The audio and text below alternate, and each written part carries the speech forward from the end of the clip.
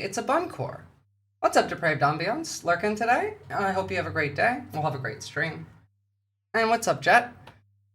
Hello, everybody. Good morning, good evening. We're just gonna get started early today and jump right into it because it's quite a funny day, actually. A decent amount to cover, and we'll see how quickly we can get through all of it. But, today sure is a day. I want you all to not immediately get overexcited. Obviously, a lot of this stuff we've been waiting for, and I'm glad to see it coming out. I just don't necessarily like to assume the mindset of good things will happen. So, putting that to the side, we got some new Epstein documents today. And some of them are quite something. Now, obviously, all of us are fully aware that Donald Trump is a pedophile, a child rapist, has been best friends with Jeffrey Epstein, blah, blah, blah, blah, blah. What interests me far more about this is the broader picture, not just about Donald Trump, but about the other names included in these files, about the other foreign entities included in these files, not to mention, like, at least with this trove of records, how far back they go, and it really is just an indication that, no, like, we've been right about this the whole fucking time, and so, like, even the Democrats have been right about this the entire time. So, Democrats on the House Oversight Committee released several emails today between convicted sex offender and trafficker Jeffrey Epstein and his co-conspirator Ghislaine Maxwell that were part of the thousands of documents, files, and other information obtained after the committee subpoenaed the Epstein estate earlier this year, including one email dated to April 2nd, 2011, in which Epstein refers to President Donald Trump as the dog that hasn't barked, adding that a redacted victim spent hours at, quote, my house with him, and he has never once been monitored, police chief, etc. I'm 75% there. So, I want you to realize that the dog that hasn't barked is Trump, ...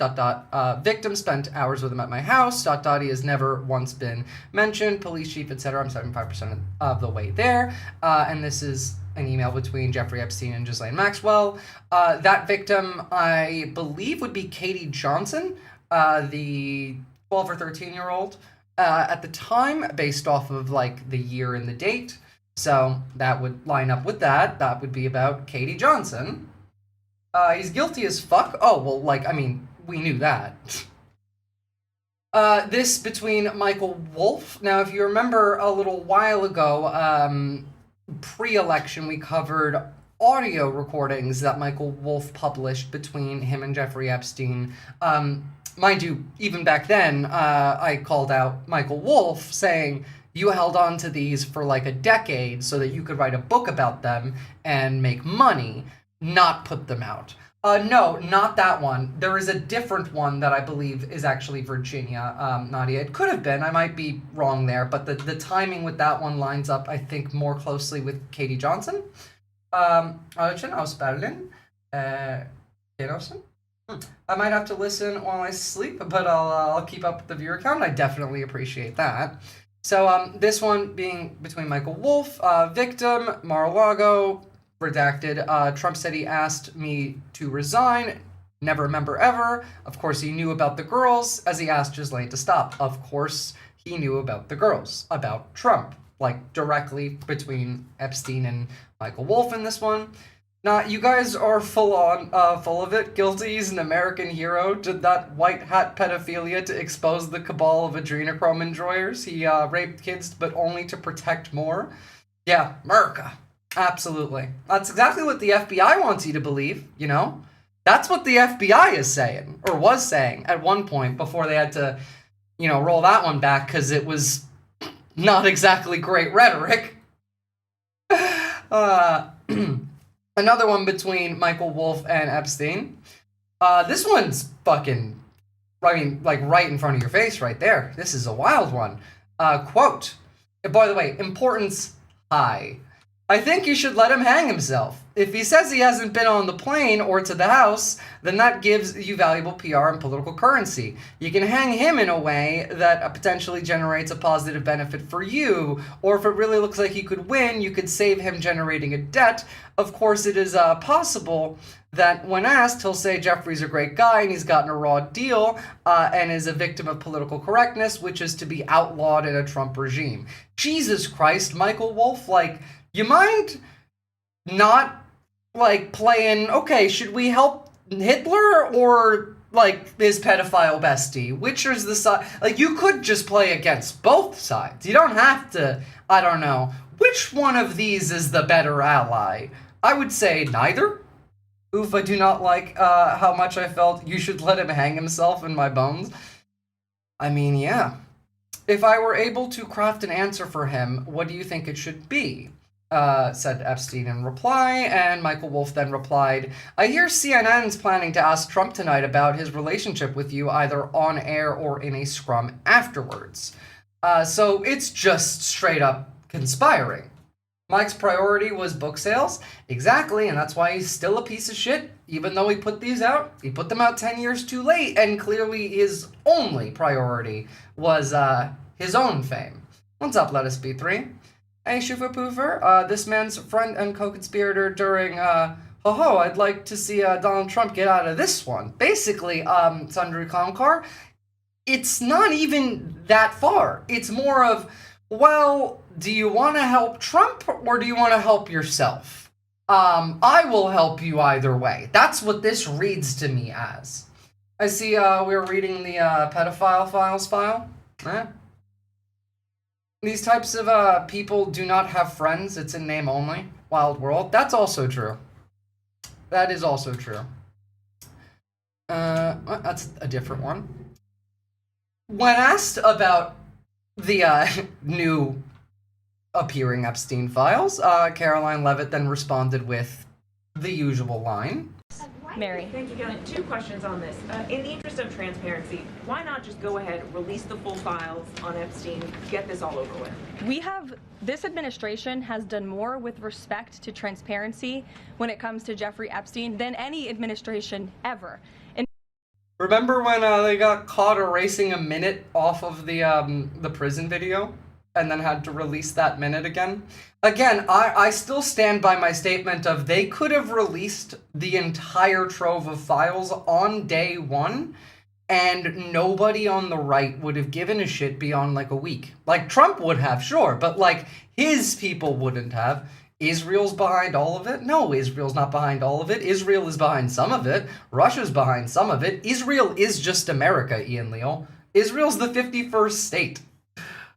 Like, literally, there's more of a Russia connection than anything else. Israel is just an extension of the America connection.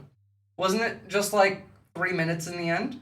I mean, it was at least a full cut minute, so. What's up, Christopher Tablante? In fact, this administration, the Department of Justice, has turned over tens of thousands of documents to the American people.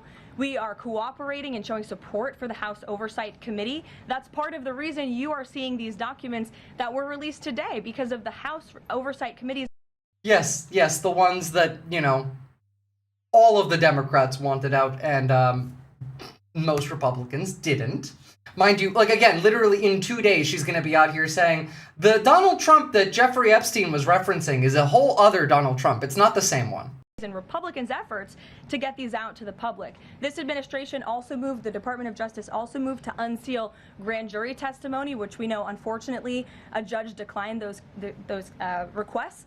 So this administration has done more than any, and it just shows how this is truly a manufactured hoax by the Democrat Party. For now, they're talking about it all of a sudden because Marjorie Taylor Greene, Thomas Massey, Lauren Boebert, Nancy Mace.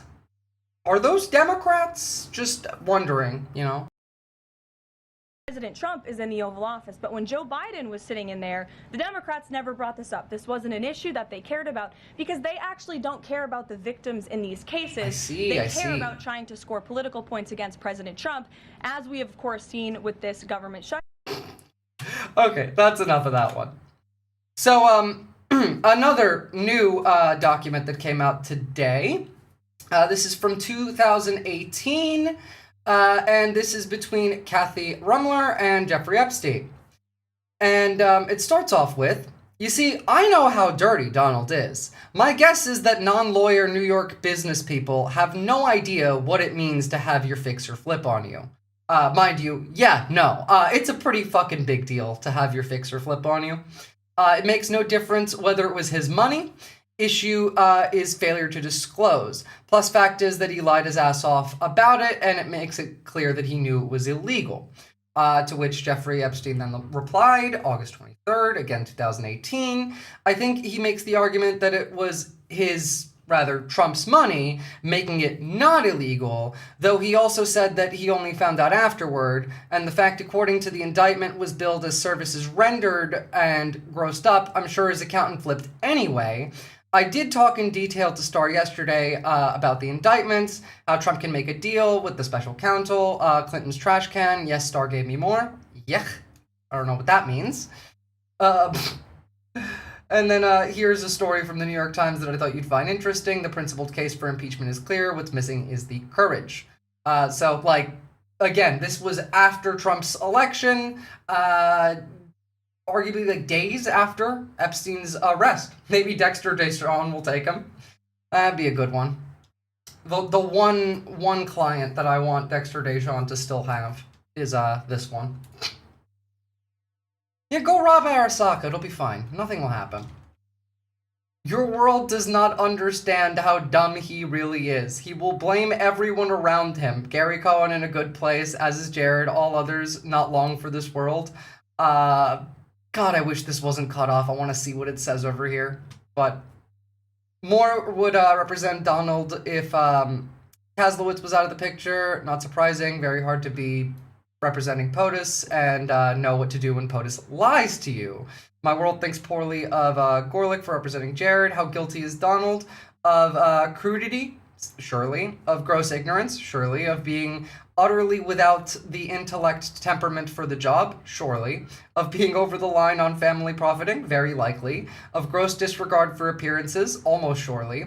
Of Russians having financial leverage? Less clear. Of Russians helping an election with complicity of his campaign? Plausible but not certain. Strikes me, if you work for Donald, you don't freelance, so he's guilty of whatever his campaign is. Do you agree with the foregoing? I want to know what the rest of this is, and this is in relation to Larry Summers. They cut out the email sig, but they left the tag at the bottom. Oh, don't worry, this is not the only email in relation to Larry Summers that I do have. But yeah, no, this is pretty striking, you know? The Donald Trump that Jeffrey Epstein was talking about is friends with the wine salesman Bill de Blasio and the Twitter user Matt Gertz. Huh, I did not know about that one. The Matt Gertz one. You seen the Teal email? I've seen quite a few of them. If there's a new Teal email that just came out today, then no, I haven't. This is literally cartoon villains spilling their stupid level of evil plans. Kinda, yeah. This is from 2019. Once they're gone, the monarchy is dependable. Tunes. Steve Bannon comes into this. Don't worry, we have a far more interesting one with Steve Bannon coming up in a second. But continuing on, this is between Thomas Jr. Landon and Jeffrey Epstein. Read the BuzzFeed, read my airplane logs and Hawaiian Tropic Contest. Have them ask my houseman about Donald almost walking through the door, leaving his nose print on the glass as young women were swimming in the pool. He was so focused he walked straight into the door. That sounds very much like Donald Trump. Dude's so distracted by like minors in bikinis that he walked into a door. I could see that. I could see that. Now everyone is coming to me thinking I have juicy info on you and Trump because of this. Quote, I've known Jeff for 15 years, terrific guy, Trump boons from a speakerphone. He's a lot of fun to be with. It's even said that he likes beautiful women as much as I do. Many of them are on the younger side, no doubt about it. Jeffrey enjoys his social life, which is a famous quote from Donald Trump. That story will never die. Well, here we are, years later, and that story has still not died, so can't say he was actually wrong about that. Now, this is fantastic. This is literally like there is no war in Ba Sing Se. This is don't believe what your eyes tell you and what your ears tell you. Thanks for being here, Bev. Ouija. Thank you, Caroline. Sure. I have your statement about the new Epstein emails that have been released by House Democrats. Separate from why you believe the emails were made public, can you address their substance? Did the president ever spend hours at Jeffrey Epstein's house with a victim? These emails prove absolutely nothing other than the fact that President Trump did nothing wrong.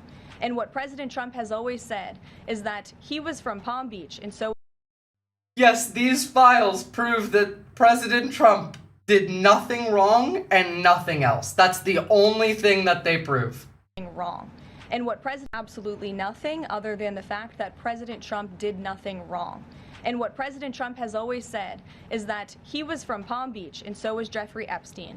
Jeffrey Epstein was a member at Mar-a-Lago until President Trump kicked him out because Jeffrey Epstein was a pedophile and he was a creep. And this email you refer to with the name of a victim that was unredacted now and has since... That actually, you are right. Whoever said that earlier, it was Virginia Jeffrey. It was not Katie Johnson. I thought it might have been because of the timetable. That lines up with that as well. We've also actually had Virginia's brother come out and make a statement today on that as well. I remember Virginia being the victim that took her own life earlier this year. It's been reported on in this room, so I will go ahead and say it. Virginia Giuffre. And it was CBS's own reporting, Ouija, that recently wrote that Miss Giuffre maintained, and God rest her soul, that she maintained that there was nothing inappropriate. Wait, no, hold on, sorry. I think that actually, that one was still Katie Johnson. I think it's this one that's, Giuffre. I think it's this one. The, where's the one? This one. 2017, December 8th, email to Jeffrey Epstein from a victim. I'm at the door, but I will wait for my time. I don't want to come early and find Trump in your house. To which Jeffrey Epstein responded, yes. To which then was also responded 10 p.m. Should I bring special cake from New York? And then the victim then responded, very well, just send me the address again and the code to the door so I can get to the second floor. Send me the day and time. Thanks. You're also welcome at my house and more private. I think this one was Giuffre. It was one or the other, either way. Donald Trump didn't kick him out because he was a pedophile, ma'am. Obviously not. Like, see, the thing what people don't understand about Trump and Epstein, right, is not only were they friends, but Donald Trump was a competitor of Epstein. Like, it was actually a competitor. They both had that business. They were both in that business. They were both pedophile sex traffickers. And we'll see some of that in a minute, like, as we get there. Not that, actually, but, like, you know, like, information on it. Jesus Christ, I would never want to see that. Well, sounds like this Jeffrey Epstein guy was really bad at running a criminal sex conspiracy. Well, I mean, he got several decades into it without getting caught, so clearly not that bad. I think what's bad is literally the law enforcement in this country and how hard they seem to have tried to stop this, which is not at all. The entire world knows what this refers to. The entire world knows what Trump did, and so did Epstein until he mysteriously died in Trump's custody. And that would be from Michael Wolff on October 29, 2016, to Jeffrey Epstein. Subject, now could be the time. There's an opportunity to come forward this week and talk about Trump in such a way that could garner you great sympathy and help finish him. Interested? Hey, your YouTube isn't Buffer City? Yeah, I know. I think I fixed it this time, Sylvie. Died? Well, I mean, he did die. He just, you know, was murdered. It's funny. Remember when they released some files earlier in February and they looked like this? Because this is a far better view of what's in these files than this, which was released in February. Oh my god. Here's Virginia Giuffre's brother speaking today. The most transparent files in history. Exactly. It's time to release all the documents. And bear in mind, guys, these are your politics. Like, the people in these files are your politicians. They are bankers. They are very wealthy and powerful people, and it shouldn't be up to the survivors to have to release that list. It's time for the government to protect the people and stop protecting these rich and powerful men that essentially are trying their very darn best to silence not just us, but the American. Okay. Don't know why you cut off there. Buddy? All the documents and. Okay, so I guess it actually just like cuts off there. Justice or a grand jury. For like a full minute. That's not weird at all. I don't know, he supposedly hung out on a flimsy piece of tracksuit designed to prevent that instead of a sturdy cable from a CPAP machine that he had in his cell. I've seen no evidence that he's not dead. I feel like if he wasn't dead, he'd be posting from Russia, or Israel. But, you know, on that, just to show how guilty they are, immediately following those coming out, Trump started personally calling Lauren Boebert, urging her to withdraw her support for releasing the files, which doesn't seem to matter anymore because we had the people that needed to still get sworn into Congress sworn in today, and we've reached a 218 threshold. This is 100% why they went in so hard in 2016 over this shit. They had one way out. Well, it's not the only reason. A lot of that also ties into this file that came out, which is by far the most interesting one I've seen today. And this was in June 24th of 2018. And this is a file that lists Donald Trump, Vladimir Putin, Sergei Lavrov, Vitaly Chutkin, and one more, who was in here as well. Oh, and Vladimir Putin and Jeffrey Epstein, all in the same file. In fact, this was 4 days before Trump and Putin first met in Helsinki. So, we're gonna get to this one much later on, but that's the most interesting one to me. Again, still confirming things that we already knew. Nightmare blunt rotation. What would make it better is Prigozhin, but unfortunately, we're not so lucky. Trump ramps up pressure on GOP to thwart Epstein vote. So, obviously, very, very clearly a thing that someone who's innocent would do.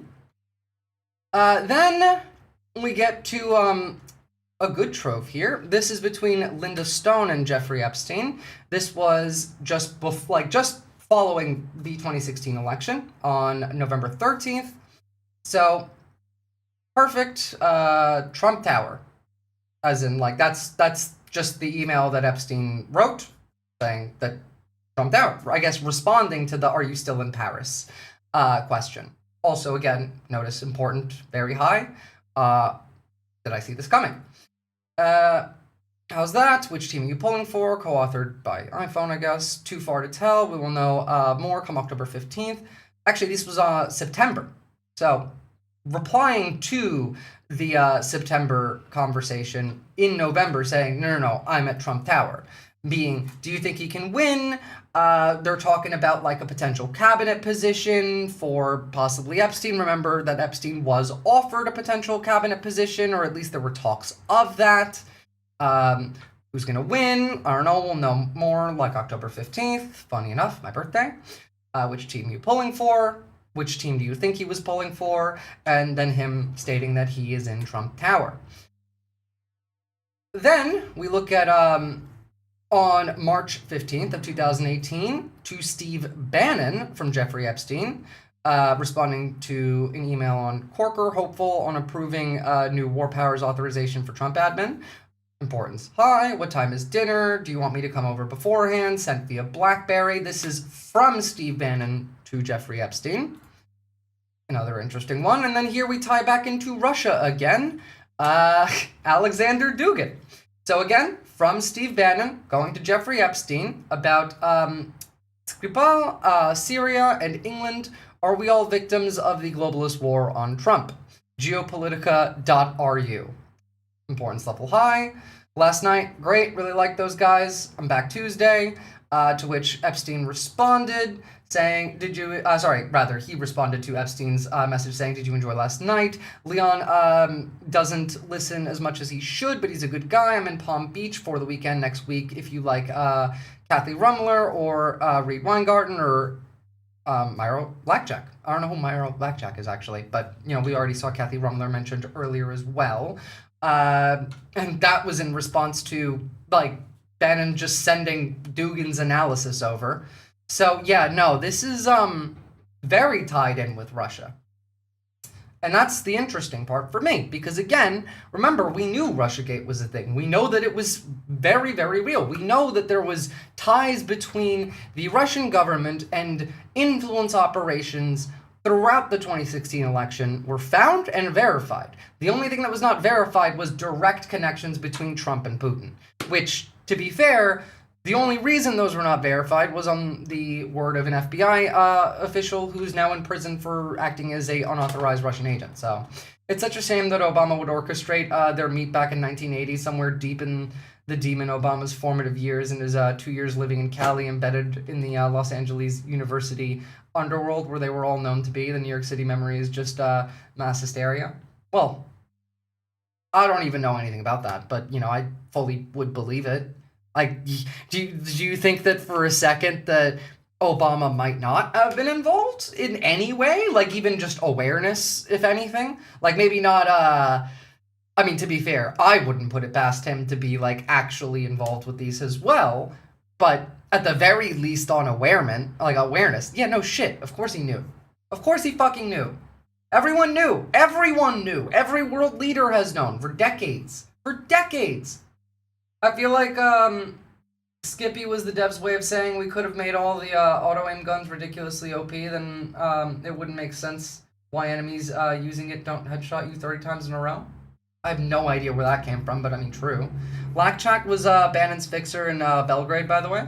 Ah, well, that would make sense. So, pedocrap aside, why do all these emails, why do all these email each other like they're, starting out and barely learned English as a second language, all of these people? That's because, most of them are illiterate. That's really, the number one thing that all of these files can show you is just how illiterate all of the most powerful people in the world are. What's up, Socializing Sapien? The tie-in with, Dugan, the tie-in with Bannon, all of that makes a lot of sense. Again, stop with the fucking Israel shit. Israel is just America. Israel doesn't get to make its own decisions. They just do what America wants them to do.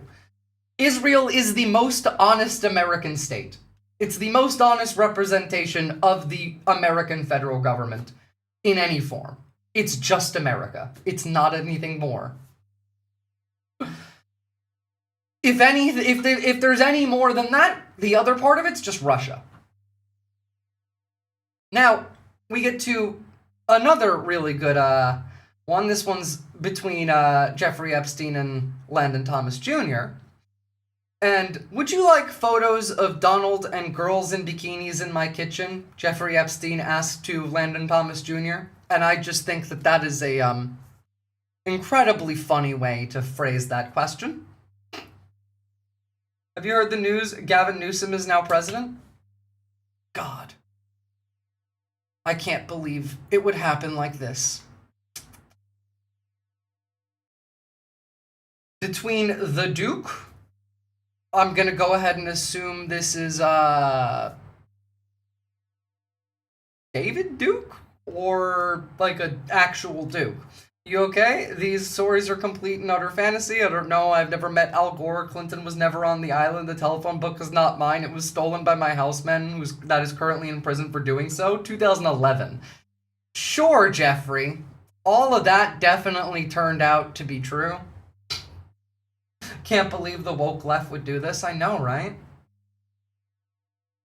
I want Biden 28. Daddy's home.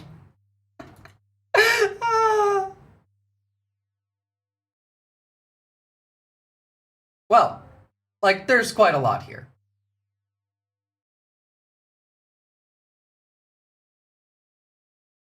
Yep, that's the same one we're going to read in a minute. More on Russia. We'll get there in a second. I'm going to keep all the Russia ones together so that we can get through the Russia ones together. In response to all this coming out, Trump tweeted this, calling it a Democrat hoax again, to, I don't know, distract from the shutdown, I guess. Real weak ass reply there, Donnie boy. Real weak. But I don't know. I agree with Stacey K here. If I had voted for Biden and then it came out that his old buddy Jeffrey Epstein sent this email about him, I probably would kill myself. Stay strong, Trump voters. And between, again, Thomas Jr. Landon and Jeffrey Epstein, being from the you want to see, photos of Donald and girls in bikinis in my kitchen. Moving on, Hawaiian Tropic Girl. Moving up to, in response to a message left seeking Trump's campaign's comment on this article, on Thursday, Trump's general counsel Alan Garten emailed threatening legal action against BuzzFeed News. Mr. Trump's only connection with Mr. Epstein was that Mr. Epstein was one of thousands of people who has visited Mar-a-Lago. That's it. Trump has never been accused of having any involvement or even having any knowledge of Mr. Epstein's conduct by anybody, Garten wrote. As a result, I have no idea what the purpose of your article could possibly be, other than to try and intentionally and with actual malice defame my client's name and reputation by mentioning him in the same article as Mr. Epstein. In other words, suggest guilt by association, blah, blah, blah, blah, blah. To which Thomas Jr. Landon wrote, I'm serious, man, for the good of the nation. Why not try and get some of this out there? I would not do it myself, but would pass it on to a political reporter. What a fucking coward. My 20-year-old girlfriend in 93, after 2 years I gave to Donald. Like, again, these people can't write in English. That's the hardest part about reading these, is they can't fucking write in English. You would think for a group of fucking right-wing white nationalists who love to yell about, get out of this country, you can't speak the language, they would be able to speak, read, and write in the fucking language. Genuinely, you would think, right? You would think?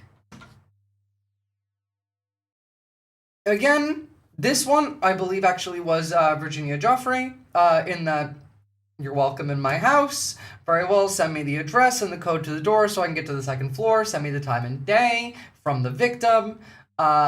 Epstein responding, saying 10 p.m. Should I bring special cake from New York? And the, passcode for the gate. And then the victim saying, I'm at your door, but I'm going to wait for my time. I don't want to come up early and find Donald Trump in your house. Like, pretty fucking clear right there. Legit, these are technically professionals. I'm familiar with professionals. I have never seen shit on the level of this fucking illiteracy, even in private comms. Like, I'm pretty sure Pete Hegseth could spell better than this after he's down to like 3 bottles. Like, the average Tuesday night Pete Hegseth can spell better than this. He can't see, but he can somehow type. Mind you, the administration's still trying to lie in any which way they can, even if they can't, hide the actual, the files, even if they can't hide accountability, they can try and throw some of that onto the Democrats. Melanie Stanbury doing work here by calling out the lies. Democrats redacted Virginia Giuffre's name. And I mean, I have to say, these emails... it came to us redacted. No, it came to us redacted. It came to you redacted. Okay. Yes, so we don't even know. That is the claim of the White... Christopher Tablante, you have no idea how right you are, and we're going to get to that in a minute. House. So that's something that we should be asking questions about. Yes. Okay, really interesting. So, and House Republicans came out and mentioned the redaction there. The only person in those emails who can actually write in English was the only writer of the bunch, Michael Wolff. Yeah. So on this, I actually think they will throw Trump under the bus here. I think they kind of have to. I think that there's been groundwork being laid for this for months now. I remember like the headlines a little while back of like Vance meeting with Murdoch and like several other like big donors, having all these meetings and dinners and all this stuff. I have a feeling that their backup plan for if they need to throw Trump overboard early is that they're going to call him a secret leftist.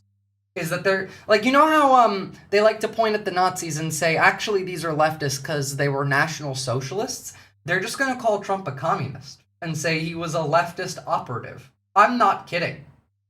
I'm not kidding. Like, they're, like, it's the dumbest thing that I can imagine, but I mean, oftentimes it is the dumbest thing you can imagine that they do, and it works, so.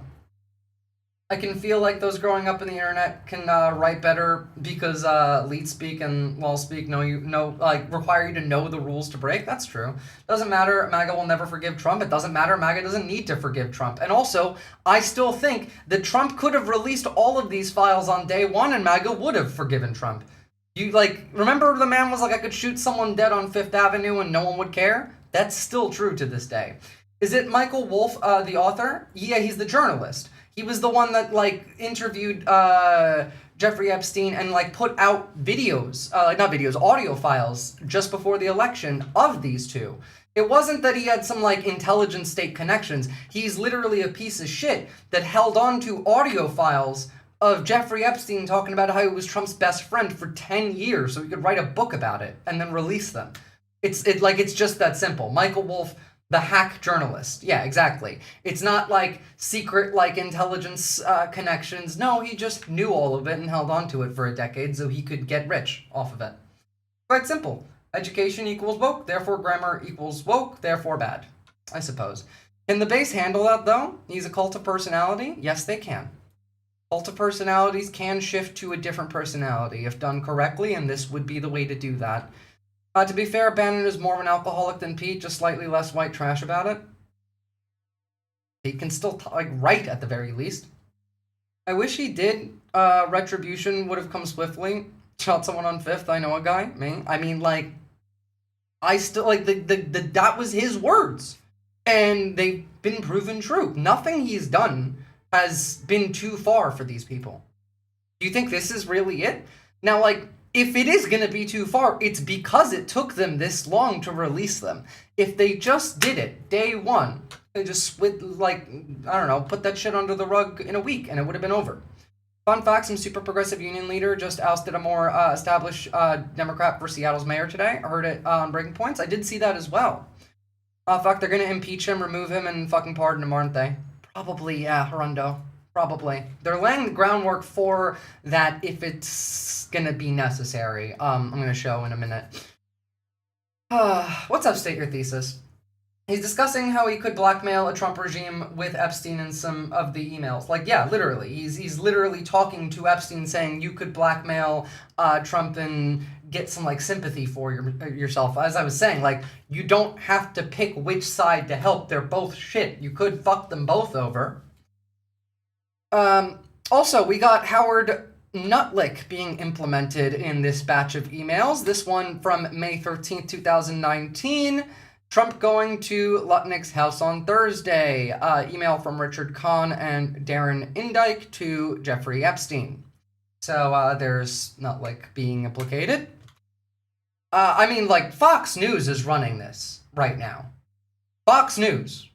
That's not a small thing. For them to be running, quote, I want you to realize that the dog that hasn't barked is Trump. Victim spent hours at my house with him, has never once been mentioned. Now, how they're framing it, whole other story, but, you know. Now, this is where it gets interesting. For me, at the very least. Going back to June 24th, 2018, I think you might suggest to Putin and that Lavrov that they could get insight on talking to me. Vitaly Churkin used to, but he died. This being a email from Jeffrey Epstein to Thorbjorn, I guess, Jagland. I'll meet Lavrov's assistant on Monday, and we'll suggest thank you for the lovely evening. I'll come to the UN high-level week. Churkin was great. He understood Trump after our conversations. It's not complex. He must be seen to get something. It's that simple. Again, this email came 4 days before Trump and Putin to reveal details of their first official meeting in Helsinki. This was literally June 28th, 2018. Literally 4 days after. So, that's a pretty big deal. Mind you, other, things that were going on around that time between Russia, like the United States, any connections that may exist, were some Russian militant leader in Ukraine, in Donetsk, being killed. Rebel leader Alexander Zakharchenko killed in explosion in Ukraine. There was a decent amount of going back and forth in relation to Crimea at the time. Ukraine tensions rise after Kerch Strait ship capture, and we had France try and be like, you guys need to chill out on getting mad about Russia. You can lead a fox to news, but you can't make it tell the truth. That's also true. Quote, it was AI, fake news, he's innocent, this is out of context, truth is meaningless, submit, starve, 99 MAGA.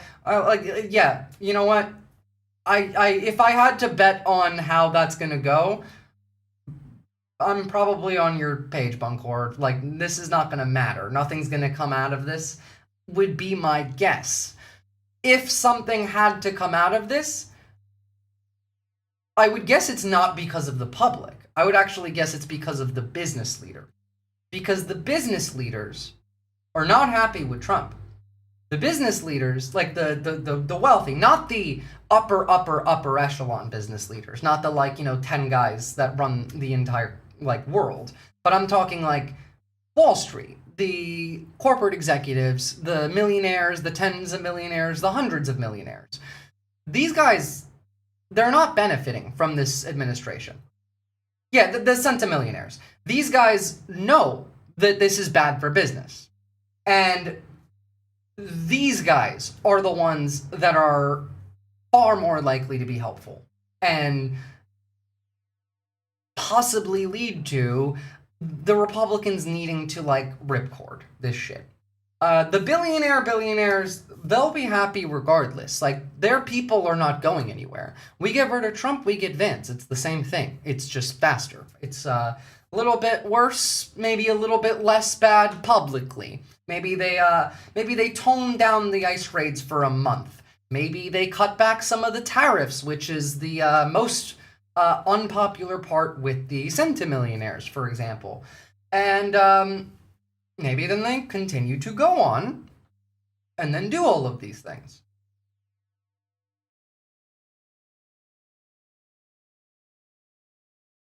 Jesus Christ, fucking MAGA dipshit bots coming in here. Again, in case you MAGAs are watching, never once have I claimed the Democrats give a shit about anybody. Ever. They don't. 9 out of 10 Democrats are Republicans. Moving on. Beyond that, we also have emails from Daniel Sayad to Jeffrey Epstein in relation to Russia. These being July 16, 2010. Hello, Jeffrey, a great friend of mine, rented huge house in Ibiza, so invited lots of girls from Russia, all models, because they will be doing the shooting down there for several magazines with the great scouts named Tigraine. He used to scout for Trump, but he doesn't work for him anymore. He's coming with 12 girls the first week, the 22nd of July, and then 13 the second week from the 5th of August. He would like to meet you. I just called in Jean-Luc to see with him if he can come too. That would be great. Let's build this great network. Let me know if you can come and spend some time with us. By the way, Jean-Luc being another pedophile sex trafficker. Why do MAGA support pedophilia? Let's discuss. That's because it is the primary foundational belief of a lot. Every Nazi is a pedophile. Simk. I don't know how to say your name. But every Nazi is a pedophile. Not every pedophile is a Nazi. Most are. But every Nazi is a pedophile. Hence why MAGA support pedophilia. Because MAGA is a Nazi movement. That's the answer. If you want the actual answer, that would be why. Nobody fucking speaks like this. People who do pervert shit for a living, if it's not fucking kids, they say like 12 women for the most part, or 12 ladies, etc. The human traffickers doing the child rape, they don't say 12 girls. Like, yeah, it's some weird shit. Like, they're not necessarily afraid at this time. I'm going that email going back to like 2010 was, I believe, before like 2011 was the first arrest for Epstein, right? Or no, actually, I think in 1998 must have been, but it was like the first one in like the 2000s, must have been. I don't know. These people just seem too comfortable. Like, that's really what it lines up to for me, is a large amount of comfort. This is an interesting one from 2017, with Trump already in power. An email to Jeffrey Epstein from Barbara Enbaum. Dearest Jeffrey, happy, happy, happy, happy, and your birthday present is President Donald Trump. Ah ha ha ha ha. What the fuck does that mean? Like, please learn English. Jesus Christ, I want to deport these people because they can't speak English. At least speak Spanish. At least speak Spanish. Speak Spanish and you don't get deported, okay? These people specifically. Which is comical since a lot of it was sent over non-HTTPS plain text email. True. That would be Inauguration Day. It would indeed be Inauguration Day, wouldn't it? Yeah.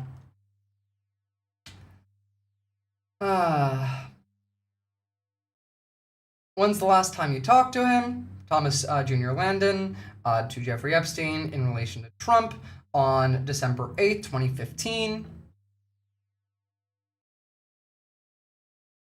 Link, my 20-year-old girlfriend in 93. That, after 2 years, I gave to Donald. I don't know how that adds up.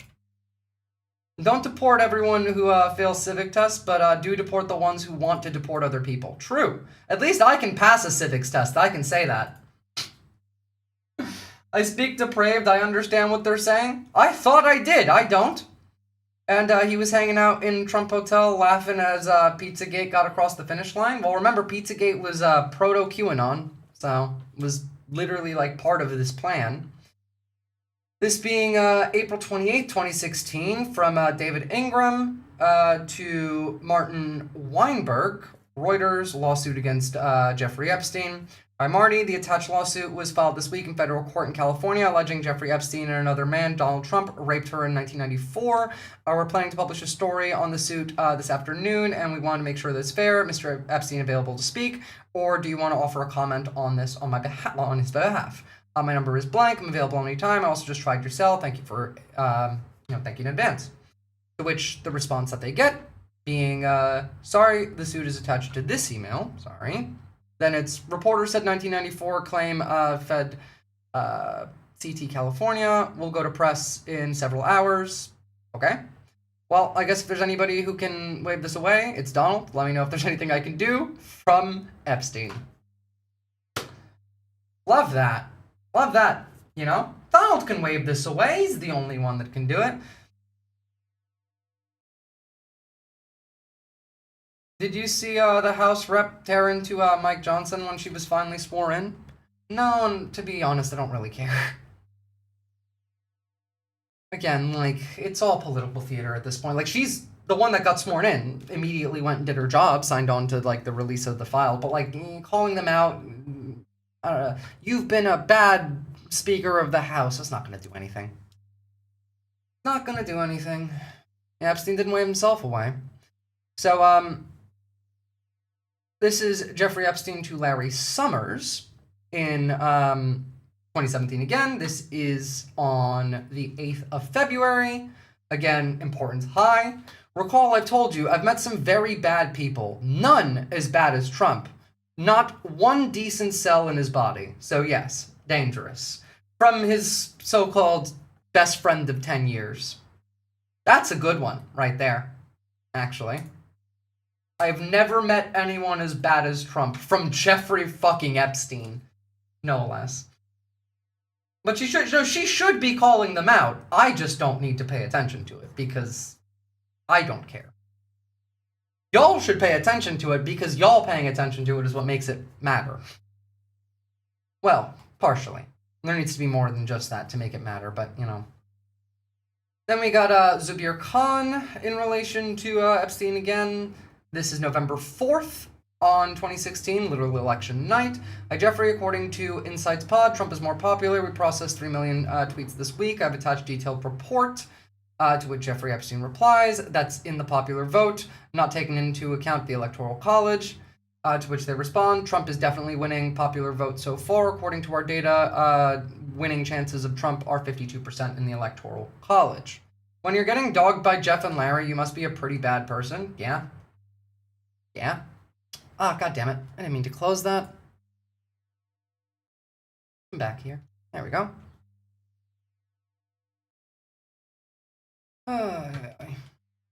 Like, makes it pretty fucking clear here on a number of issues that everybody knew on every level what was going on here. On every level. Where else are we? Oh yeah, was Trump making money betting on the 2016 election? I'd be shocked if he wasn't, you know, in relation to these. But the next one being any further intel on Treasury.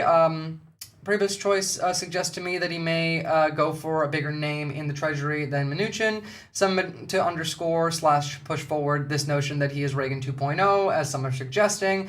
I'm just not sure who that person would be. The Trump trade certainly seems to have legs. All the Hillary-loving hedgies I'm talking to are congratulating themselves for making so much money last week. They're all Trump lovers now, said Thomas Jr. Landon, and Epstein responded, no intel, but lots of profits. I bet on Trump on day one. I would have if I had money. I knew he was going to win. Are we checking out the emails that prove Trump was involved in pedophilia? Indeed, we are, Circuit Overload. But more than just that, really. Again, like, there's connections to Russia coming out of here. Not to mention, like, DropSite posted, like, a month ago, a trove of documents that connect Epstein to Israel and Russia, creating a back channel through Epstein between them. Holy shit. Okay, we're almost through this thread. And this one being Epstein to Jenny Enterprise in 2016, also in November.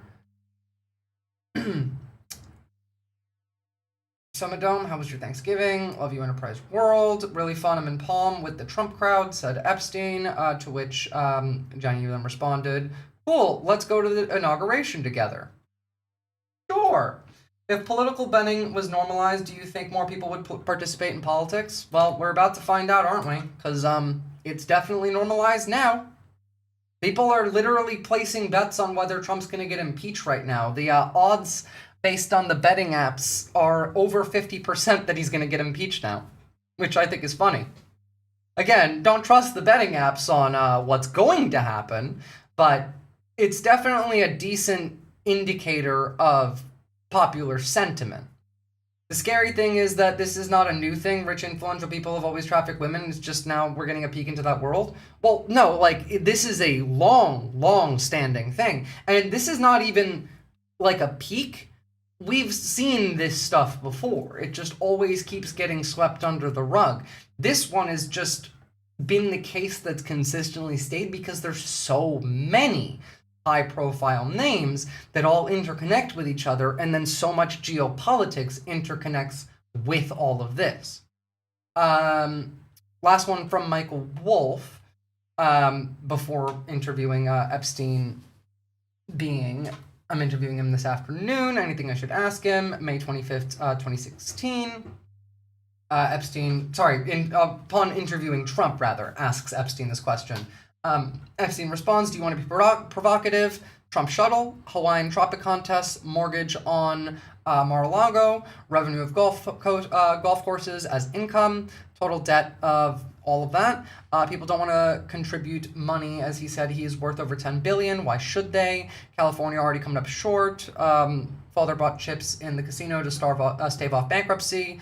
Chips because it was better than the first billion.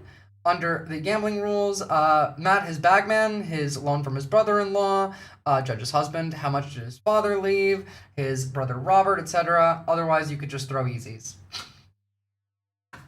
To be honest, these guys aren't that bad. Visora official, plenty of them just, like, murder the victims afterward. Oh, yeah, no, obviously. Like, the stuff that we're gonna get to see is obviously not anywhere close to how bad it actually is. This really is relatively not that bad when you think about what they didn't write down. Because even these guys knew not to write some shit down, you know? Even these guys know when to turn the camera off every now and again. Even Epstein knew when to turn the camera off now and again. And also, all of these guys did this stuff even when they weren't hanging out with Epstein. They did this, you know, on their own, too. They had their own little groups. They had their own fixers in their own countries, their own, you know, state and city. This shit be ongoing. They actually think he's going to get impeached with this Congress? That's what the betting apps think. I don't. Betting markets manipulate the numbers all the time to drive engagement. That's also true. The betting apps are just a laundering front. That's also true. But, you know. Polymarket is kind of degenerate, but has also been, like, rather accurate data point for things that have enough attention. Polymarket bets legit supplement our polling data now. You're not wrong. I fucking hate it, but you're not wrong. I hope it comes out and all these fuckers go to jail, including Democrats like Bill Clinton. Well, I mean, it's out. Like, there's literal, like, incontrovertible evidence here. I just don't think any of these people are going to jail. I think the most likely outcome in terms of any consequences is MAGA, like, deals with it and the GOP pull the ripcord and throw Trump under the bus. Vance becomes president, pardons Trump. Well, Easy Viz, if you say Polymarket, one more, I heard Jank appears and starts screaming about homeless people. Shit, where is he? If I could do the Jank voice, I would make a joke. Doggo ate my Epstein files? Nah, they're right here, mate. We just went through reading them. But beyond that, it's not, again, just like the pedophilia and all of that. Like, that shit matters, obviously. It's the international connection. It's the connections between world leaders. That's the big deal. Also, like, again, just to remind you, Epstein and Trump weren't just friends, they were competitors. Just from, right here. He said, quote, "The men threw money and drugs at them to keep them enticed. It's based on power and dominating girls who can't push back and be discarded." End quote. Quote, "Nobody wants to call home and say, 'Help me,' according to Andy Lucchese, a male model who helped organize the cocaine parties. Trump would wander through the parties enjoying himself. Quote, Trump was in and out. He'd wander off with a couple of girls. I saw him. He was getting laid like crazy. A lot of girls, 14, look 24. That's as juicy as I can get. I've never asked how old they were. I just partook." Ugh. In 2024, a dancer, Adria Sherry English, also reported spotting Trump attending one of the infamous Diddy parties, among other prominent individuals, where she was raped. So, like, yeah, no shit. When you're in a pedophilia competition and your opponent is the president, true. Gross-ass rich people, many such cases. Many such cases. Remember, like, going back to the 90s, there's many, many connections between Trump and other, like, pedophile financiers and sex traffickers, as well as mob bosses and drug dealers, like John Casablancas, Gerald Marie. There's a lot. There's a lot. But also, important to remember that the entire operation on Epstein, going back well to not just like the Trump era, not just the 2000s, I arguably going well back before the 2000s, was deeply tied with Russia. Pursuant to the Trafficking Victims Protection Act of 2000, The U.S. Department of State is required to submit each year to the U.S. Congress a report on foreign governance efforts to eliminate severe forms of human trafficking. Based on the 2009 Trafficking in Persons report, Belarus, Lithuania, and Russia are all considered a, quote, source, transit, and destination country for men, women, and children trafficked for the purposes of forced labor and commercial sexual exploitation, making these payments even more suspicious. Remember, Russia being the country that has 20,000 kidnapped Ukrainian children at the very least that they are selling. You can just buy them on the internet. Pretty Positive is well known in Hollywood in the 80s. The Back to the Future character Biff Tannen is literally based on him, and Biff is a bully predator. I've never seen Back to the Future, but that would track. Even if they were 25, that's still gross for rich 50-year-old to be sleeping with you. Y'all want to know something wild? Because I did not know this, but did you know that Caroline Levitt is 28 years old? She's younger than me, and her husband is like 50 plus. Yeah, I seriously never understood the fetishization of young women. Like, how the fuck was that the socially acceptable position for most of my life? Because people like to feel powerful and in control, and the people who least have that naturally can only acquire it by assaulting children. I was aware of this. It's weird. I didn't know that I was older than her. She looks like she's fucking 35. Evil rots people from the inside and the outside, it seems. Also, like, in relation to the Russian-linked women that were attached to Epstein, Masha Drakova, no direct connections found with elite modeling management, but connection to Jeffrey Epstein, worked as a PR consultant for Epstein, before moving to Silicon Valley as a tech investor, received an Einstein visa while associated with him, suspected connections to Russian intelligence, background in pro-Putin youth group Nashi, and ties to Epstein that led to speculation that she may be a Red Sparrow or an asset for Russian intelligence infiltrating Silicon Valley. I thought she was about my age, not gonna lie. Yeah, thanks. So Svetlana Kostevia modeled for elite modeling management as well as MC2 model management. Connections to Jeffrey Epstein, served as an assistant to Epstein, part of his entourage, frequently seen at the Manhattan mansion. Obtained a talent visa with his support, and the connections to Russian intelligence being attended Moscow State Institution of International Relations, known for training diplomats and spies, called a Russian spy in media reports, and speculated to be a Red Sparrow due to her background and Epstein ties. What do you think is going to happen to Trump? I already said, like, the two options that I think are most likely, but again, I think either no consequences, or they pull the ripcord, they impeach him, Vance becomes president, pardons Trump. Either way, nothing. No real consequences. Guzal Ganieva, no direct connections found, described as a former Russian model, but specific agency not identified as elite. And connections to Jeffrey Epstein, being allegedly flown by Leon Black to Epstein's Florida home for sexual purposes, claims of rape at Epstein's Manhattan townhouse involved in legal disputes referencing Epstein, and suspected ties to Russian intelligence, identified by Ukrainian intelligence as one of the 620 FSB employees/spies, called a Russian spy in legal filings and media reports related to her disputes with Leon Black. I think he will live out the end of his days and die peacefully in his sleep. I also think so too. Yeah, I don't think anything happens to him. This needs to be mapped out in that pinboard program. I'll get to it at some point. Honestly, I would love to. It's a matter of needing time and more intelligence on this. Beyond that, we still have Julia Timoninia.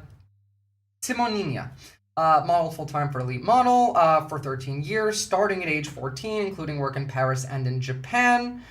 And then We have the connection to Epstein being no direct connection found, indirect link through elite model management, which was used by Epstein for beauty pageants and high-end escort services, but the connection to Russia being attended Moscow State University, a known recruitment ground for FSB and GRU spies, mentioned in the context discussing Russian spies due to her modeling background, marriage to a CEO with Russian business ties, and elite connections. Lots of this. The ties between Epstein and Russia are greater than the ties between Epstein and Israel, but the ties between Epstein and Russia and the ties between Epstein and Israel are all related anyway. And those ties are also really related to America as well. Wait, there was really suspicion of impeachment? I highly doubt this Congress would do that. I don't think that there will be. I'm just saying the betting apps are saying so. The betting apps are putting it at 52 right now. An aside, Visora, did you see the Wired article on Karp? It was extra weird. I saw a couple clips from it. I will say it's the one time I've ever seen something from him that he said, like, words that I agreed with. That was interesting from Karp. We'll take a look at that once we're done with this, because we still got, like, some other stuff to cover other than just the Epstein stuff. But on the one model that we mentioned, Guzel Ganyeva, there's actually more to it than that, than just the potential ties. And that being, in 2015, Sergei Belyakov, an FSB-trained official running Putin's St. Petersburg Economic Forum, threatened Guzel Ganyeva when she started, like, Epstein is boring news. Oh, come on. Like, this is Russia. It's not even about Epstein. It's about Russia. Is when Belyakov got involved. Belyakov wasn't some rank-and-file official. He graduated from FSB Academy in 98, embedded himself in Russia's economic elite. By 35, he was deputy minister. His real job, however, didn't change. He was FSB, placed to run influence operations inside the government. July 2015, Epstein writes to Belyakov, there is a Russian girl from Moscow, Guzel Ganyeva. She's attempting to blackmail a group of powerful businessmen in New York, and within 72 hours, Belyakov delivers an intelligence profile. The fact that he almost sounded agreeable was the weird part to me. Well, it depends on which part that you're referencing there. Actually, I see now the betting apps are getting to 50%. Yeah, that's what I mean. I'm breaking my silence now because I do not want this type of predatory behavior to continue to happen to other women. Me too, Leon Black. It started in 2008 when I met with him to discuss work. While he understood my career aspirations, he could not understand me when I refused his sexual advances. Like, she came out and put all of this stuff out. To which Belyakov responded, sending Epstein a profile of Ganyeva just days later. The girl arranges this business each summer in the U.S. and other locations. She has colleagues. She has nobody behind her. At least those who know her say that she has no patronage. So far, she has been engaged in numerous hard stories with no consequences for the participants. Therefore, your information surprises. An effort to contact her has been made, but she has not answered. Looks like a business problem. That may be a reason for blackmailing. Deny of the access to the U.S. would be a great threat to her business. In good season, May or August, it brings her over $100,000, Belyakov added. By hard stories, he could have meant BDSM or sadomasochism practices. Ganyeva later accused Jeffrey Epstein's friend Leon Black of sadistic predilections and harassment. Yeah, conviction's a totally different ballgame. He will possibly get impeached and they'll never be convicted. Again, the same thing that happened the last two times. I don't see him getting any, real consequences. The only way I see him actually leaving that office is if the masters tell him to pull out. Not by getting convicted. They could pull the ripcord, his bosses could say, all right, you're out. We're tagging Vance in. I could see that. In relation to that, what I think that comes in here is the groundwork that's being built from people like Bannon. Stuff like this coming out today indicates to me that there is at least an effort to prepare for in case something like this is needed. Not to say that there is definitely a push for it. Did I mention that Trump's not perfect? He's an imperfect instrument. But he's an instrument infused by divine providence. If you had not had him and you didn't have him today, you wouldn't have anything. Bannon always looks like this. And I realize there's some days and some comments that get you all worked up. We're here to calm you down and say, let's keep, this is 12 o'clock high. You're on a bombing run. Stay focused. And that's what I mean. Like, we've been seeing them lay the groundwork for that for months. I pointed out that there was a period where J.D. Vance was going and meeting with donors, with Murdoch, in, like, little rooms, and not even, like, on documented, like files. Like, the VP's landing somewhere, and there's no documentation of that shit. Like, they've been getting ready if they needed to. Years? Yeah, I'm sure years. But, like, you know, there is always the last minute prep of, like, okay, well, shit, we gotta do this, shit, we gotta do that, shit, we gotta do this, shit, we gotta do that. And as it's all coming together, I'm sure that there's definitely conversations on this now. In case that does need to happen. His dementia has progressed pretty damn far. True, but, like, his brain was literally always mush, so I don't really think that part even matters. It's just that, like, he's not exactly been great for them. There's a reason I've been saying, thank God it's Trump and not someone smarter. Thank God that it's this idiot. Thank God this man can't keep his mouth shut, can't hold a secret. They keep sabotaging themselves, and they're probably getting sick of it. Again, the thing that really makes me think this the most is that the business people are unhappy. This is not profiting the rich. It's profiting the richest, but not the rich broadly. And that's why I think it goes into that. Now, in case you were wondering, more than just the 2016 connection of Russia, obviously, as I've been saying for years, 2016 was a mess. We had Israel, the Saudis, the Emirates, the Egyptians all interfering as well, just like we did in 2020 and just like we did in 2024. And that ain't going anywhere. There's stuff in here. I'm not gonna cover this one today because I need to read into that. That I don't want to make comments on without actually, like, taking in, because it relates to potential connections to, like, Snowden and Russia, that not necessarily in relation to, like, the whole Jeffrey Epstein stuff broadly, but it's interesting. I don't want to get anything wrong on that, so I'm gonna save that one for next time. But that's pretty much it on the Epstein saga. Now, as we move on, let me pull up some of the other stories that I want to show you today, because there are some interesting ones.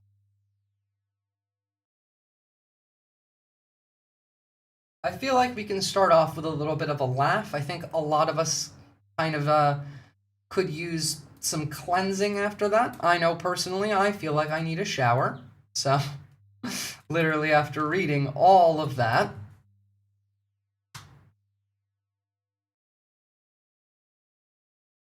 I laughed the whole time. I mean, a lot of it is quite funny, as I did say. It's amazing how we went this long without, like, anything real coming out about it.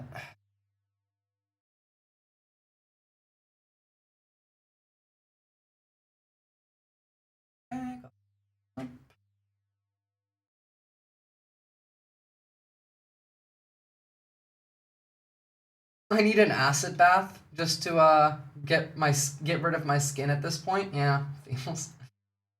OMGV, you read my vibes? I don't think I needed to be a vibe reader to tell that that was disgusting in, like, every possible way. Alright, so I suppose to start off with, more news that came out today. Did you show chat the Epstein gift, the one that I sent to you saying this is gonna make you want to rip your eyes out? No, I'm too nice. I didn't do that. That would have been too mean. Look, honestly, if I'm being serious, that gif should legally have to be censored. Like, like genuine. I need it in my veins. You asked for it, mate. You asked for it. Let's see.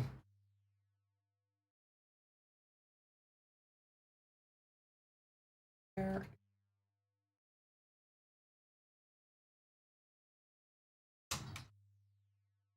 we go. Alright, y'all, if you don't want to gouge your eyes out, I probably wouldn't look until I say it's safe, but, here we go.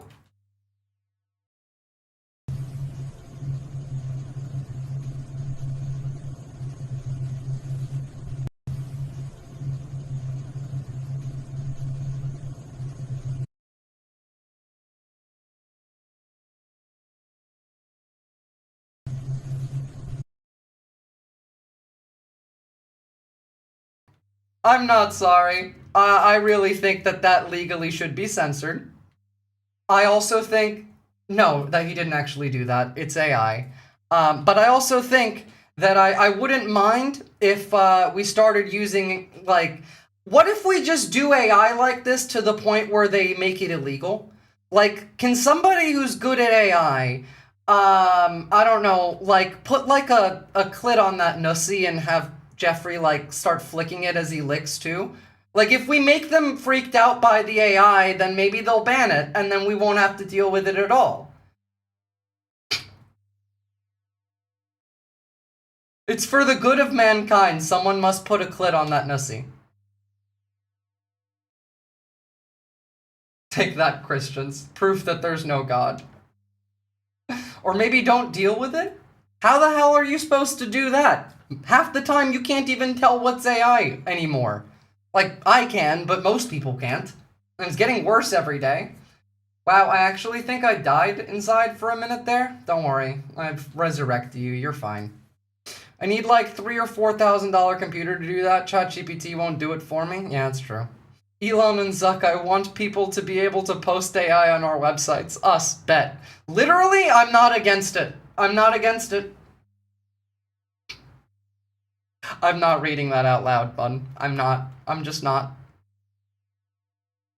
I love this community so much, but Jesus Christ, sometimes, you guys.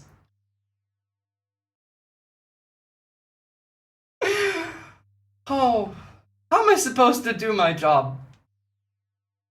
Looking at that. If you read it out loud, it will get clipped. I'm well aware.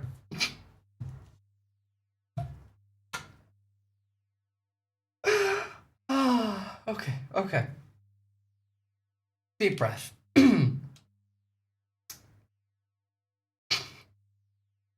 Well, it's okay. I'm gonna laugh a lot more in a second anyway. This also came out today. Totally befuddled. Republicans are worried about Nancy Mace's, quote, sharp mental decline. It went from kind of funny to devastatingly sad in terms of her not getting help, one former staffer said. She fully posted like a defamation suit on Twitter the other day. Like her, like, I'm suing you letter. She just in full posted on Twitter the other day. It is funny as fuck, but like, you have to remember that Nancy Mace is doing shit like this right now. Heading back to DC to reopen the government. Thought I should fly myself this time.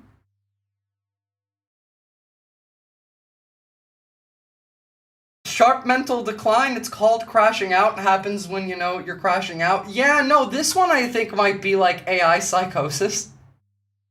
She should. You know what? Yeah, she should fly herself. Why not, right? It's like the woke air traffic controllers and the woke pilots will just end up crashing her plane. She's a white lady. I fully believe that she is capable of flying herself. I believe it. Like, what? You what are you libs, like, gonna argue with me on that? So yeah, no, I can see why maybe, Republicans are worried about her sharp mental decline.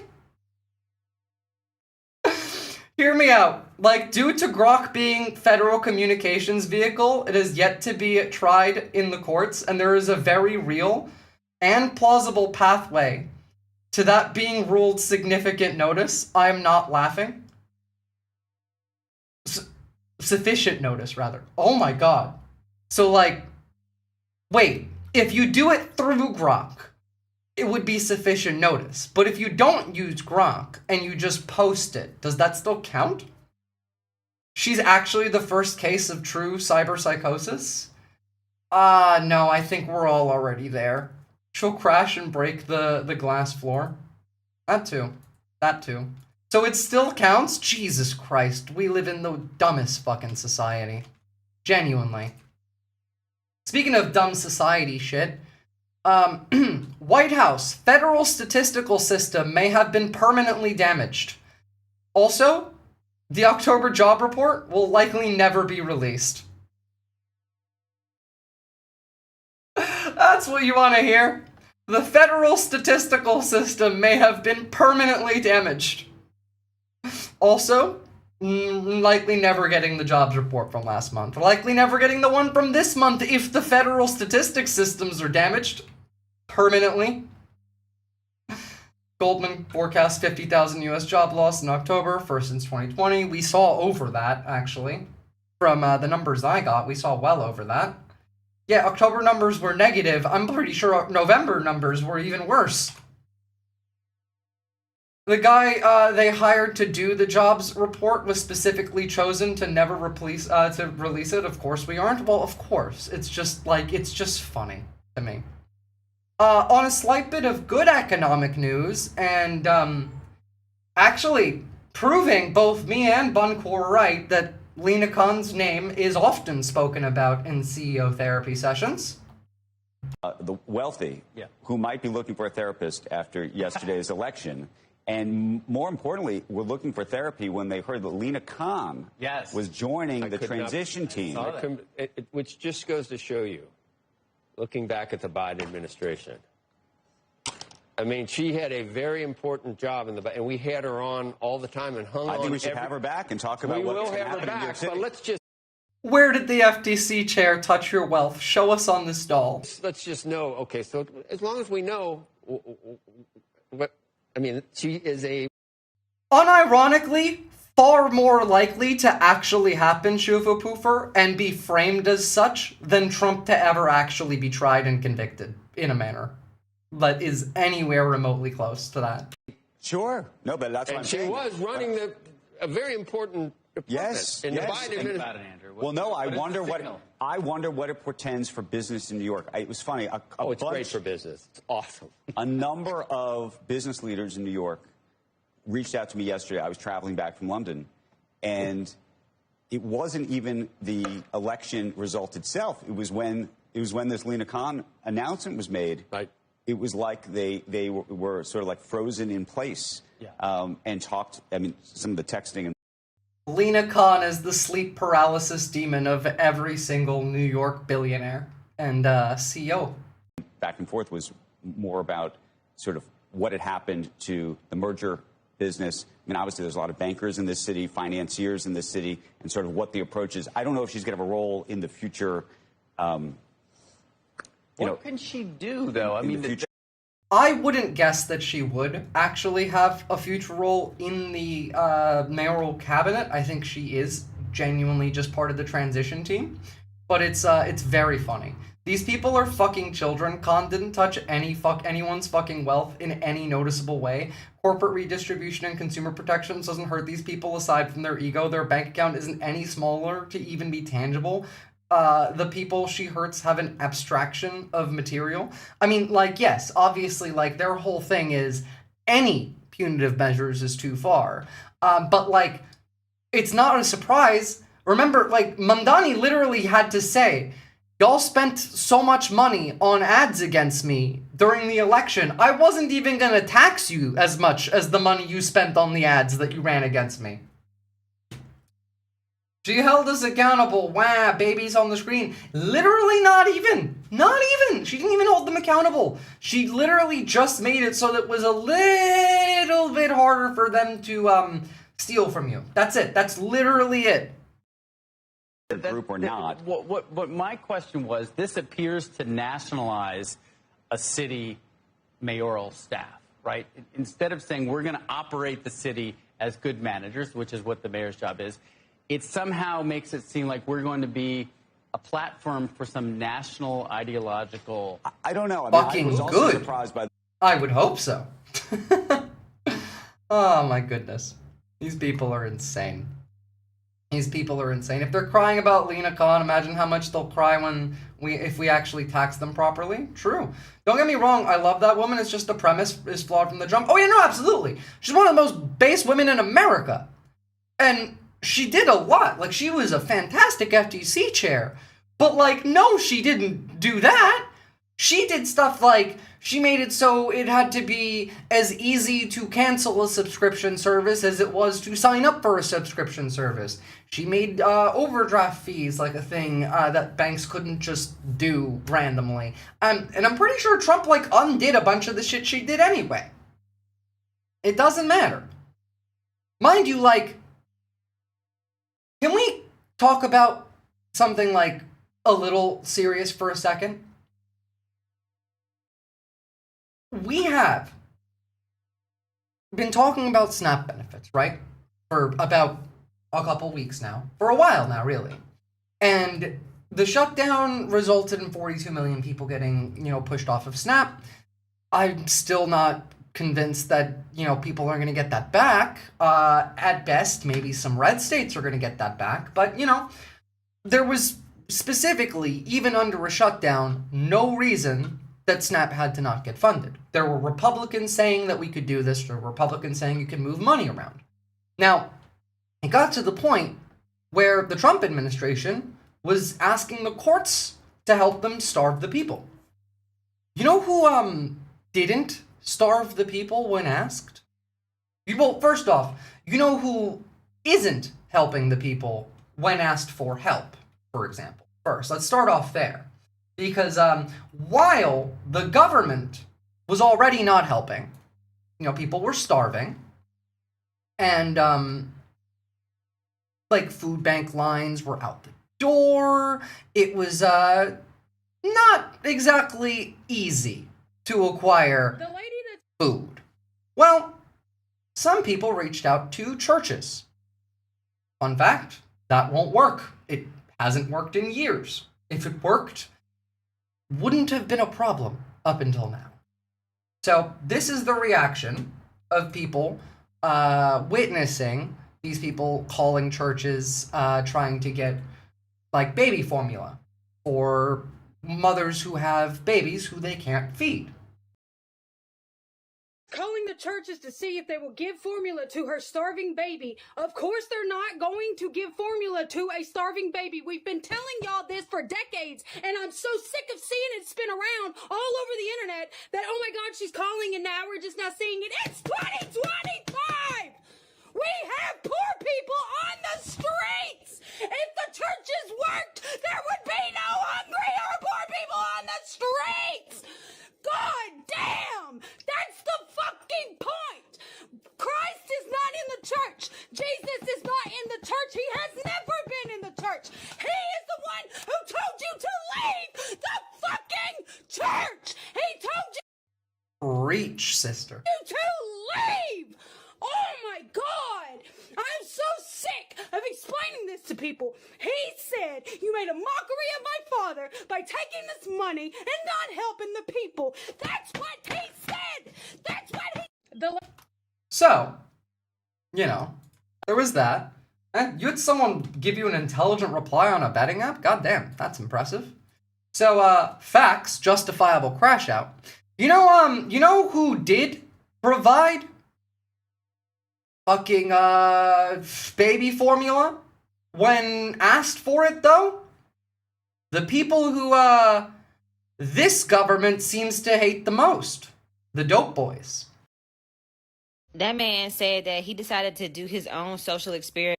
Obviously, a lot of churches do help, but many of them don't, Boncore. Many of them literally can't either. They just can't afford it. Went outside down to the corner and asked the dope boys if they would be willing to help a young mother who was struggling to provide formula for her baby because she didn't have any money. And he said that all 7 of them, with zero hesitation, reached into their pockets, grabbed some money, and they were able to get 7 cans of formula, 1 can of formula each, 7 cans of formula. And then that man was able to take that formula and give it to one of his neighbors, who is a mother who is struggling to provide formula for her baby. They are the minority, but the majority of churches also can't really provide that much financial aid, especially not on the level that is needed. But, like, yeah, no, you know who does provide for their communities? Drug dealers. Often. Like, very often. Very fucking often. Look, it is a justifiable crash out depending on what part of the country you live in. Honestly. I'm gonna put that one down to region, Buncor, because, especially if you live in, like, evangelical territory. That's most of the churches in that area. Yeah. Evangelical territory. Yeah, exactly. Like, if it depends on where you are. The churches near me fund a secret women's shelter and does food banking. There are, like, good ones. Yeah, no, there are. Absolutely. For sure that there are. It's just few and far in between funding, and then also, like, the fact that they have to do that even secretly. Food banks, socialist stores, community orgs are the ones, and the one-off, like, woke lefty churches, these people will actually hand out food. Also seems to be, you know, like, again, just walk around your town. You don't have to specifically reach out to orgs. People do this for each other.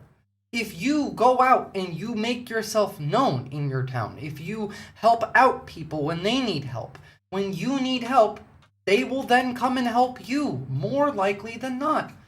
The churches, by dollar-to-dollar spending, do have more charity than the fucking government by a long shot. Again, I'm an atheist who can't stand by that bullshit. Again, the churches that have the money are the big ones, though. Like, the woke churches generally actually spend that money when they get it, and then they use that for, like, charity stuff. They give that immediately. They don't hold on to it. The ones that have a bunch of money that they can use for charity are the ones that are the big rich churches that aren't doing that. Yeah, like, they're already doing it. Exactly, that's what I mean. Like, there's not, like, you know, they do it a lot. I know they do. Again, you're misunderstanding the argument that I'm making. It's obviously it's not enough. It's just that you can't rely on this as a Band-Aid fix. You can't rely on it. You can't rely on any one of these. You have to build entire parallel systems, which is what we've been talking about. In fact, like, take this all the way back to Snap. That parallel system includes both, you know, the content creators that were doing food banks, the actual food banks that exist, the organizations that are local state, like, organizations to your area. All of these tie in together into that parallel system that you want to be creating to exist at the same time as, like, the actual institution. See, but, like, the thing is, I don't think it does discourage outreach and self-initiative. It's more so you need to do more outreach and initiative. It's not, don't, like, expect any help from them. It's, you can't rely on any one section of any of these to do all of the work. You have to do all of it. You have to reach out to all of them. You have to reach out to, like, yeah, like, the crash out really was to lead into the conversation. That's what I was trying to get at there. That crash out leading into the conversation of, well, you know who is feeding, like, the community right now in that specific community and not that church, but the fucking drug dealers on the corner. Those people in that same community. I didn't like the preach going on. I still, like, to be fair, if we're talking, like, American churches, for the most part, I do agree with that. Like, no, you don't have to be sorry. You're not wrong.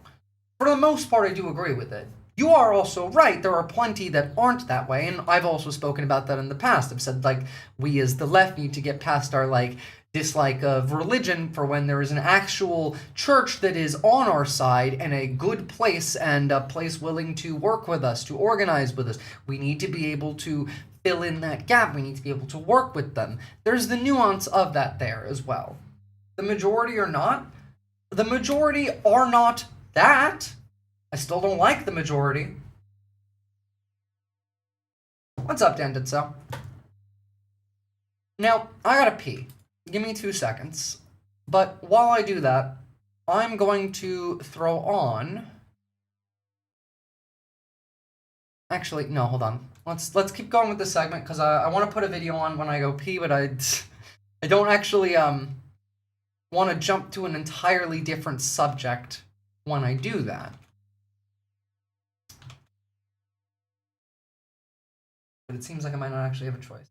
So I just came in from Latin American YouTube. I needed the panels in Spanish, mixture of screaming over each other, and our usual way. That makes sense. Put on Epstein licking Trump on loop? No, I'm not gonna do that. I'm not that evil. I'm gonna, like... Sorry, this is a legitimate case of media poisoning in visible form. I couldn't let it go on. Sure, whatever. Like again, it's a complex issue on churches that I really don't care to get into the specificities on. The point that I wanted to make there, I didn't even make, Buncore. So, like, the point wasn't even about the churches. I didn't even make the point I wanted to make. It wasn't even gonna matter.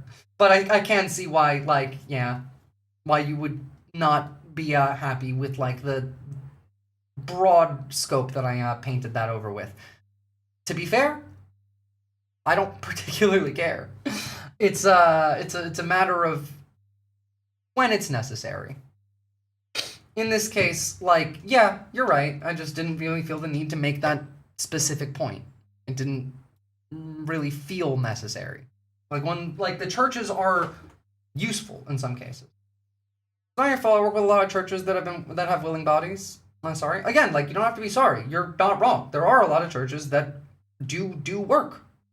Hence, like, why I've also spoken about that in the past. I just also don't think I really need to be hyper-specific on every single point that I make on that. But as I can see on this, it might be more useful to be more hyper-specific because of the, like, default mindset that we on the left tend to have with religion, which even I just, like, presented that. So, like, your point actually makes a valid argument into why it was necessary to have that extra conversation. Because how I went about explaining that did also tie into, like, your own point. So, alright, let me go pee. I'm gonna put on a little bit of Turkish news in the meantime, because this is fucking wild. Remember Ekrem İmamoğlu, the opposition leader that Erdogan arrested and is jailing? Well, he's facing 2,000 years in prison for what I assume to be a full list of Erdogan's own crimes. All right, I'll be back in 2 seconds.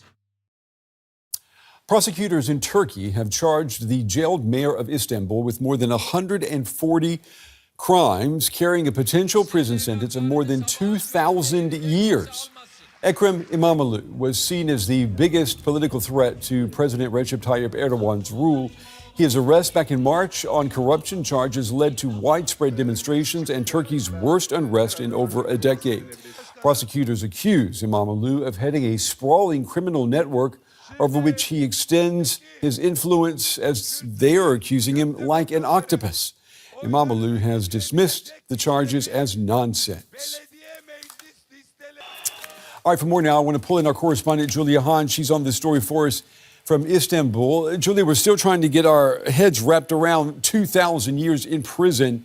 What more can you tell us about the charges against İmamoğlu?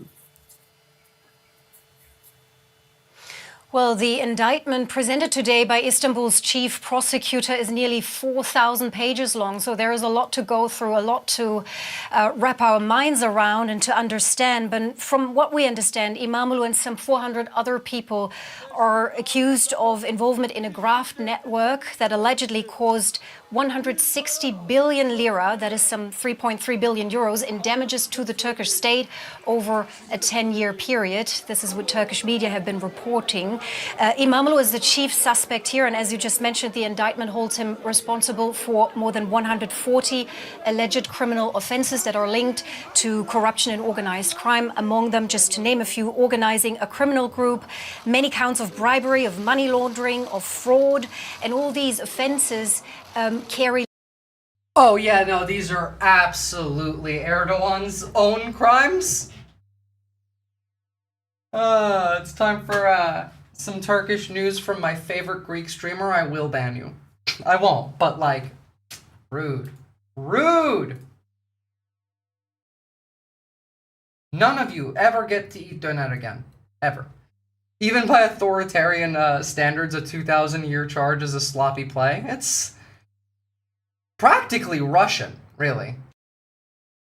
Lengthy prison terms, so Turkish media have reported that this could add up to a potential prison sentence of more than 2,300 years. This for Ekrem İmamoğlu, who was, until his arrest in March, the elected mayor of Istanbul, Turkey's largest city of 16 million people. So all of this, by all means and standards, it's unprecedented. Yeah, unprecedented. I know that Imamoglu has dismissed these charges, calling them nonsense. So how will he fight back? I'm going to make you all Ottoman again. We're going to make America Ottoman again. Speaking of Turkey, I saw a Turkish dude waving an MHP sign and talking in Turkish the other day. I forgot to tell you about that. He seemed like a silly goober. Well, considering the MHP is the Turkish Nationalist Party, yeah, he definitely is a silly goober. Possibility of parole? Well, I mean, all of the evidence they have is nonsense. But, I mean, it's a dictatorship. Erdogan's been in charge for fucking 20 years, so. Dude's gonna be the first Futurama head in a jar so they can make sure he serves that sentence. I wouldn't be against it. I wouldn't be against it. He'll be fine, guys. He gets out in 1,000 on good behavior. Still head in a jar. Alright, now on some self-defense. Adam and just someone with a prosthetic leg points a gun at me. Now notice he's putting the technologically advanced leg back because he doesn't want me to have it. Not only is it quite expensive, but it's quite advanced. This is a joke, but also, to a degree, I could see some of this being useful.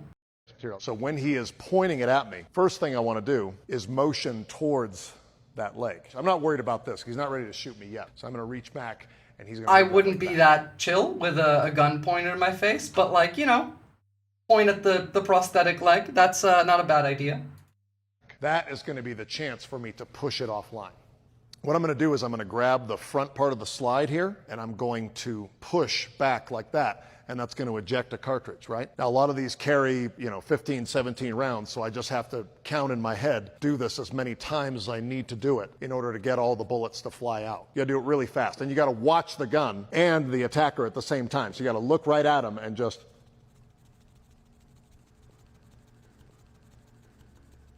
17.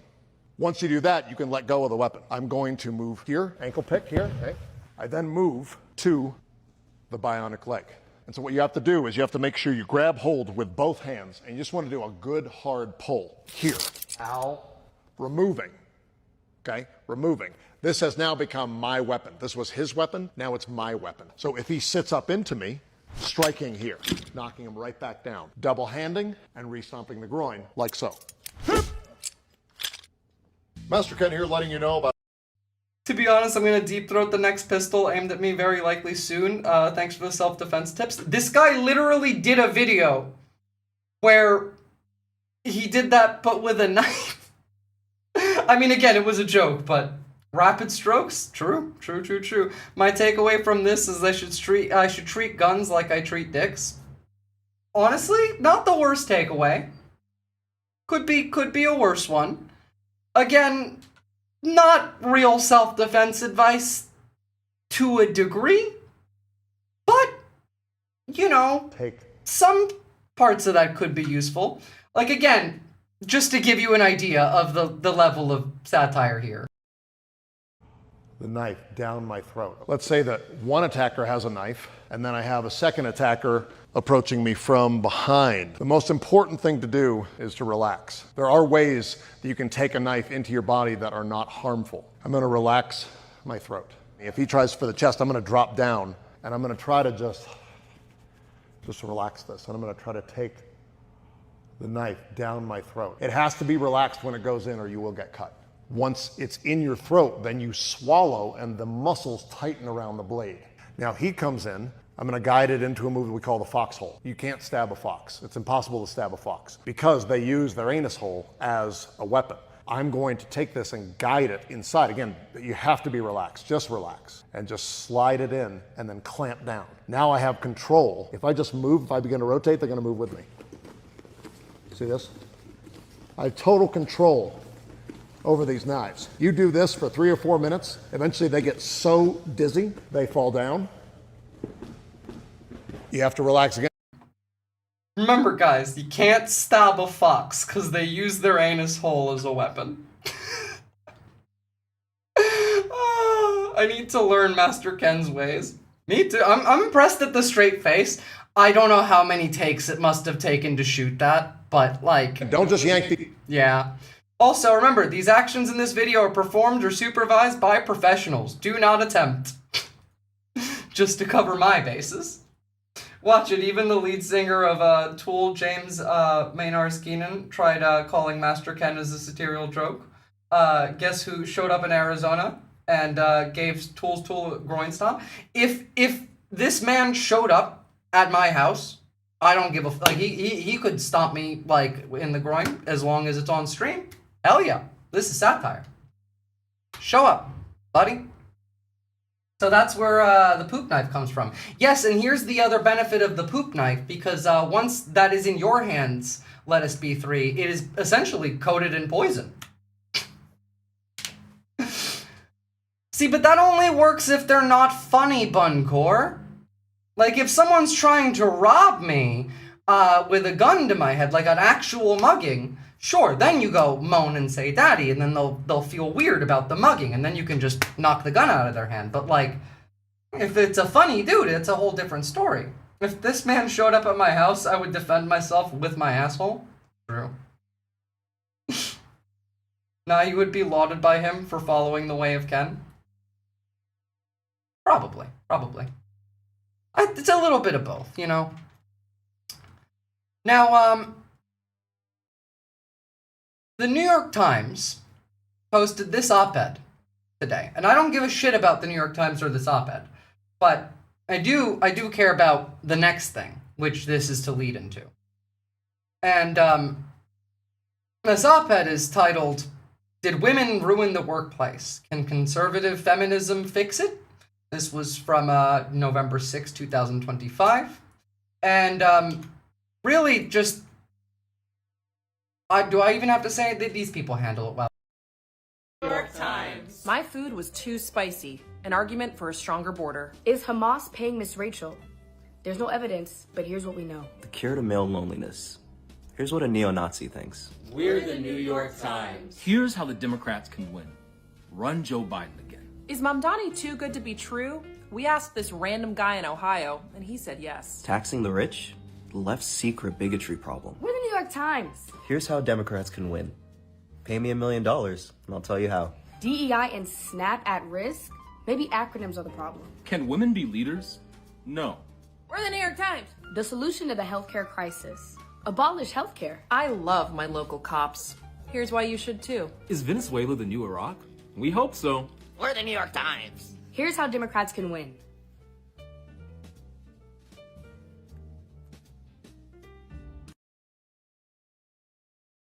These are real articles, aren't they? Honestly, I wouldn't be surprised. That's my name, Bozo. If someone has a gun at you, point your hands in the air and say that you have children realistically. That works for some. I'm more of a mind to act psychotic. And I mean like insane. I mean like, I want to be away from this person because I don't want to catch whatever the fuck that they got going on. Insane. That works for me, really. Oh, and I swear to God, like, do Republicans who call themselves Christians have anybody in their life that has ever read the Bible? Like, do their pastors read the Bible? Here's Stephen L. Anderson. I would be pissed if I donated to a church and found out that they were giving the Lord's money to single mother whores. I would want it to go to the Lord's work or towards helping godly Christians who are in need. Churches should not be funding fornicators and their bastards. Imagine. Like, being a Christian and think, like, wait, bro, Jesus literally helped sex workers? Jesus's mom was literally a sex worker. Sorry, but biblically, the church shouldn't finance single mother whores. Read 'em and weep. Bro, can you read? I'm like, I don't think you can read. What is this idiot on about? He doesn't even know. Like, again, none of these people believe in Christianity. The only thing more annoying than clickbait is the New York Times insufferable faux academic clickbait. True.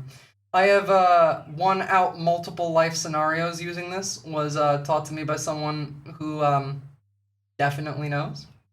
Is that in relation to say that you have children, or say that you're fucking insane and make the other person run away from you? Either or, really. Either or.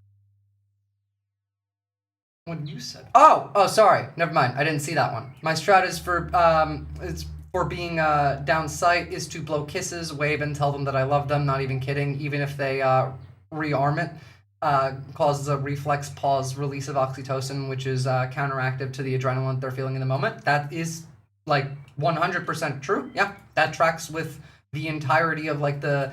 To be fair, there is a way to counter that. I'm not going to say it, because this is the internet, and some freak might, like, listen and then be like, this might be easier way to kill people, so I'm not going to tell you that.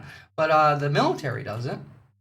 A way to counter any of those incessant feelings that might, I don't know, break into your head and stop you from carrying out whatever horrific act you want to carry out. Now, speaking of the people who carry out those acts, this is just politics now in 2025. The left can't compromise on anything. Whatever happened to reaching across the aisle? You guys get more money for roads, and we get to instate the death penalty for juvenile misdemeanor. Nowadays, people hate me just for the way I think. Does that seem right to you? Honestly, I'm not even a political person. I'm not. I like to make Sora 2 videos, send tweets on X, and advocate for human hunting. What's political about that? The left can't Like, I wish I was joking, but no, this literally is just politics in 2025.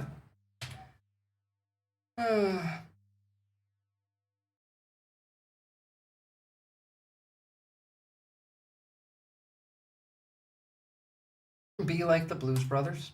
True. Dana White did this bit recently. That does not surprise me. Oh shit, he's almost word for word doing what Dana White did. Again, not surprising. Alright, and new Onion video, which, like, I don't know how these people still have a job, let alone still do this much of a good job. It's funny that you need a literal swastika to satire conservatives, ain't it? Isn't it? An alarming new educational survey has found that over 70% of Americans lack the basic geographic literacy to find where they are being deported to on a map. Researchers found that of the thousands of participants surveyed, the vast majority could not locate the country, region, or continent where their future deportation plane would land. Millennials in particular stumbled, with many believing that their destinations were in Cuba or Mexico, when actually they were thousands of miles away in South America and even Africa. Educators are now calling for strong reform and attempting to incentivize Americans to learn basic geography as part of a program called Deport Ignorance. Eritrea. Eswatini. Good. By the time they're 5 or 6 years old, Americans really should know where they're being deported to. Walden's research team hopes that through their work, more Americans will also be able to identify the location of the unmarked mass graves that they will all soon be thrown into. Coming up next, we... Well, that got real quite seriously at the end there. Goddamn. Have a live look at the candlelight vigil being held for the victims who caught fire at last night's candlelight vigil. You've seen the news, now touch it with your fingers. One more time for that last part. Jesus Christ. Really should know where they're being deported to. Walden's research team hopes that through their work, more Americans will also be able to identify the location of the unmarked mass graves that they will all soon be thrown into. Coming up next. Yeah, all right.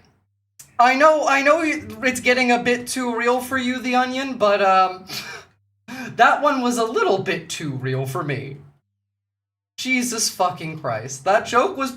you think that was a joke? The Onion hasn't been making jokes for a couple years now. That's just the news. Yeah.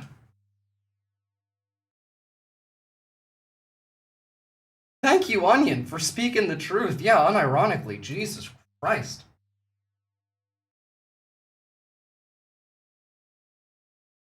Didn't they make a post saying that they give up? Yeah, kinda. They did. They're like, we can't keep up anymore. We just can't. I don't know what to do. And I don't blame them. I really don't blame them. Alright, let's see what else I got.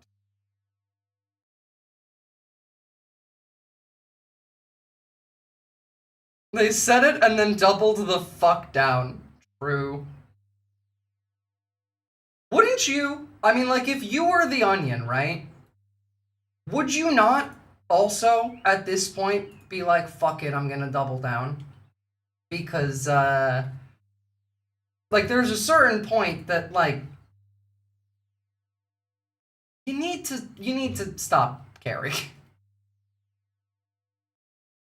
Their entire relevance hinges on them doing their job, and their job is to make you laugh, but they can't do that anymore, so they might as well just do the job of the people who no longer do their job.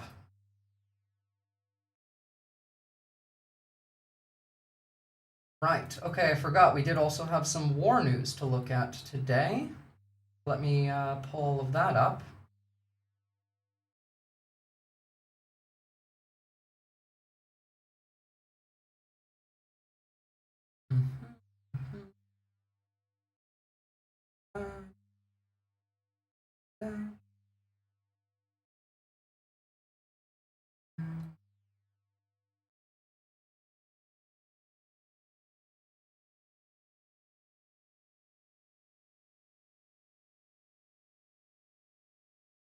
Actually, right before we jump into that, I did want to talk about ICE for a hot second, because there is a couple things that I showed on this space last week that I didn't get to show today.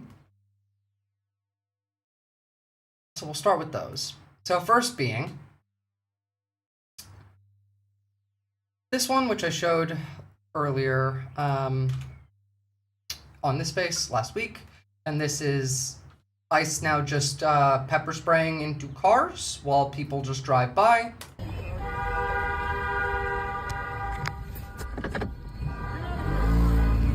Just randomly, like they even got one with a 1-year-old in the car. Pretty bad. Then we had this. A Fullerton officer stopped a man pointing a gun at a woman in traffic, only to find out that it was an ICE agent. The agent said that she was following him, which she wasn't, and is not a crime. She also said, no, actually, he was following me. What are you doing? What the fuck is your problem? Yeah.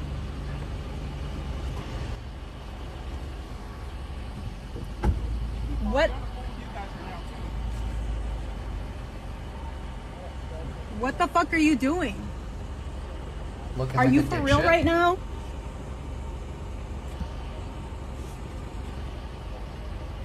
And now these cops are helping him. The 1 year was intentional because it was a 1-year-old confirmed. Guy did it to me, the 1-year-old. Ooh, I'm confused what you mean by that. Like, they knew it was a 1-year-old in the car and that's why they did it? Or why don't presidents fight the war? Why do they only send the poor? Because why would they? That's how it's always worked. Why did the king ever go to war? Well, based ones did. Correct? Ah, well, that tracks. Of course, ICE did knew that they were about to pepper spray a 1-year-old. They did it to hurt a brown 1-year-old, yeah. I believe it. Look I thought police are not supposed. I'm just driving. You're following me. What the fuck? I thought cops are not supposed to collaborate with ICE. What the fuck are you doing? I did say some base ones did. I live here. Hey, some sultans went to war too.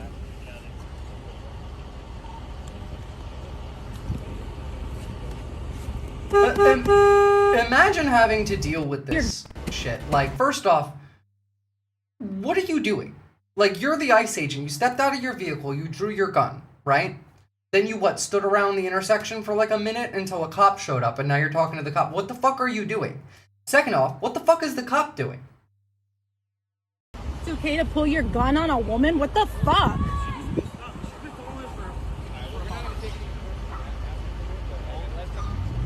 What the fuck do you think you are? He thinks he's the Gestapo, honey. Then we had this today. ICE shot tear gas inside of a family home with 2 toddlers inside. This being CN gas, I assume. Kids 2 and 5 years old hid in the closet while dozens of agents arrested everyone, even U.S. citizens. Teen daughter separated and detained at unknown location. Won't tell family for some time the answers to any of their questions. Statements released by ICE claim agents were involved in a police chase that starred a local laundromat. I sure as hell believe that, yeah. Again, still haven't seen where they take these women and children. So we got a call from a family terrorized, hiding in the closet because 100+ agents showed up. 100+ agents for a residential suburb home. They asked for a warrant. They didn't provide it. The agents busted in the door. And all the ICE agents stole their fucking children. These are ICE agents right here holding the babies. All HSI, which are the main culprits and the state troopers. Those are the 2 main ICE operatives in the Memphis Task Force. All federal agents are asking for papers, so they're all ICE agents. But these are explicitly ICE agents, and they stole this fucking baby, Joe. After tear gassing the baby, which should get you An immigration attorney is voicing a fresh spot in The Hague. His concerns about tear gas being deployed into a home with small children. Also, remember that a court already said that these people need to stop using tear gas. Have they? No. Children inside. WRAG's Raven Copeland reports on what led up to the task force's interaction with a family of 4. My big concern is the tear gassing of toddlers. Really fucking wild thing that you have to hear these days, huh? My biggest fear is the tear gassing of toddlers. Fortunately, they were held up in a closet. I don't know what level of exposure everyone received from the gas, but either the officers knew and just shot it in there not caring, or number 2, they didn't do their research. It was number 1. Immigration attorney Colton Bain describing an incident that he responded to Friday night involving a family in Berkeley, ICE, and the Memphis Safe Task Force. An officer on scene told him police were there because 2 teens, one of which lived at the home, allegedly prompted a police chase that started at a laundromat. Bain says the teen's mother did not fully understand the reason for the large police presence, so she called Vincent Daudio's 901, an immigration advocacy group. Stop calling them officers. They're a gang. They're terrorists, actually. But, yeah, I hear there's a state where death by firing squad is still a thing. Death by gas chamber is a thing in Alabama. During that phone call, task force agents deployed tear gas into the home with 2 small children inside. Tear gas canisters shot into the house, through the window, In the house was the teenager and her boyfriend, a mother, and her 2 toddlers. Right now, I believe that they are... I don't care if the teenager literally murdered somebody. That is still not justification to tear gas toddlers. It's just not. Close to 5 and 2 years old. He says task force agents arrested everyone inside the home and later released the children, who are U.S. citizens, as well as their mother, who has a pending asylum claim. Gang, I'd rather deal with a gang than ICE? Oh, for sure I'd rather deal with a gang than ICE. Are you fucking kidding me? Like, I would literally deal with any gang rather than ICE. I would deal with actual, like, honest-to-God Islamist terrorist organizations before ICE. The Taliban is less of a threat to me, a woman, than ICE. However, the immigration attorney says the teen was detained because she has special immigrant juvenile status. Bain encourages people who are undocumented to carry... a DACA recipient. Of course. Run that one back. The one that got pending asylum claim got released. Let's see. However, the immigration attorney says the teen was detained home and later released the children, who are U.S. citizens, as well as their mother, who has a pending asylum claim. Yes. However, the immigration attorney says the teen was detained because she has special immigrant juvenile status. Bain encourages people who are undocumented to carry around their documentation, but he says that does not always protect you from detainment or deportation. If you're literally like, that's, you realize what they just said. You should carry around your legal documentation, but that doesn't mean that we won't still deport you, even though you're legally documented. That's what they just said. So, mind you, remember that just last week we saw an ICE agent named Guillermo Diaz Torres getting arrested for a DUI after ICE had also said that getting a DUI was a deportable offense. Just not for their agents, even if their agents are named Guillermo Diaz Torres. That's a Sisyphusian task. Back during the 1800s, black people had to have their papers on them or they could be enslaved. Looks like we're repeating history. Well, I mean, true. We are. We are. I was here when they posted it. 11/12 got real. That makes sense. Statement from Loyola Medicine regarding U.S. Immigration and Customs Enforcement, November 11th, 2025. At Loyola Medicine, our mission calls for us to serve every person with dignity and respect. We understand community centers about the presence of ICE in healthcare settings, remain committed to the safety and well-being of all we serve. As a healthcare institution, we are legally required to allow law enforcement access to our facilities when they seek medical care for individuals in custody. This does not change our commitment to providing respectful, high-quality care to every patient, regardless of their legal status or custody situation. Loyola Medicine is proud to serve as a compassionate, healing presence in the community.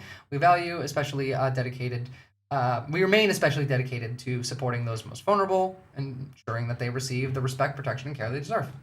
Well, at least they said that. Just so used to seeing people getting yoinked right out from the courthouses, so I'm shocked that there's like any pending asylum, which was in any way kind of effective protection. Yeah, it is shocking. It's literally hit or miss to the point where like they do it on purpose though. Socializing sapien, like sometimes you follow the legal process and you're fine. And sometimes you follow the legal process and you get arrested at the court. And they do that so that there is like this back and forth of what's real, what's not, and so people keep showing up to the courts. Now, in another story from ICE, just from today, this is in Chicago. I will open the door. I'm just asking you so I can put my kid's shoes on. You will be charged. I have a baby.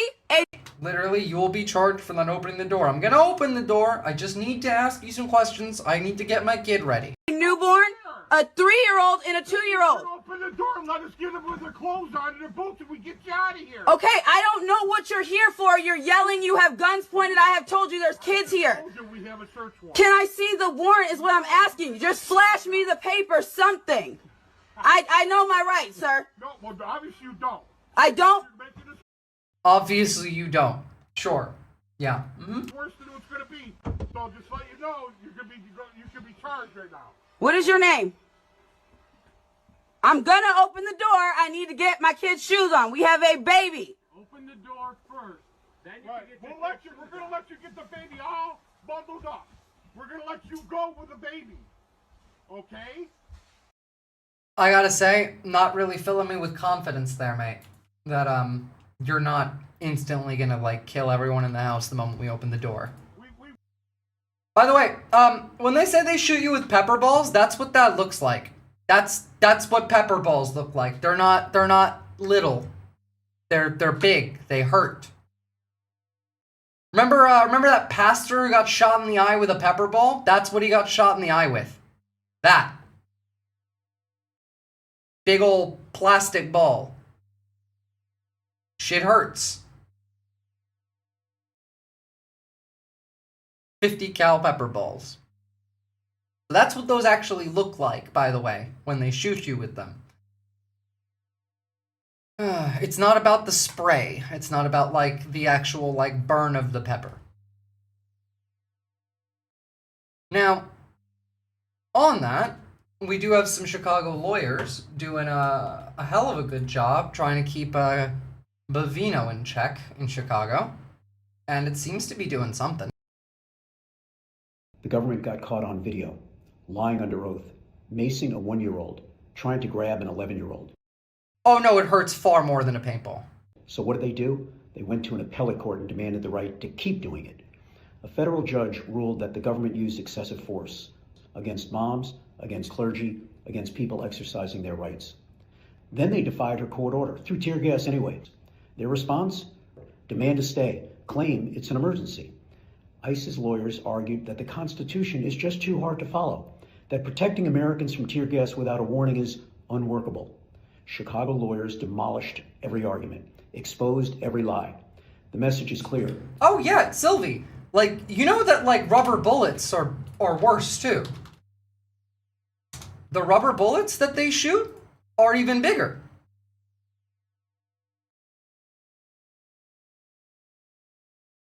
That's the rubber bullets. So, like, yeah. You know what's actually quite funny?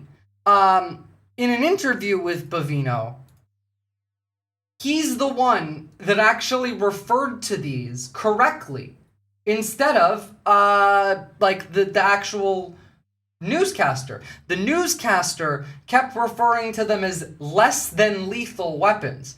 But when they asked Bovino, he literally actually called them the right thing, which is less lethal weapons. They're not less than lethal, they're just less lethal. That's what it is. And it took the actual ICE commander to tell the truth over the fucking media. By the way, America's a wild fucking place, because I can't play the sound with this one because it's copyright music, but that is a naked man fighting a cop and then stealing the cop's car and driving away. I don't know where this happened, but I think it's incredibly funny.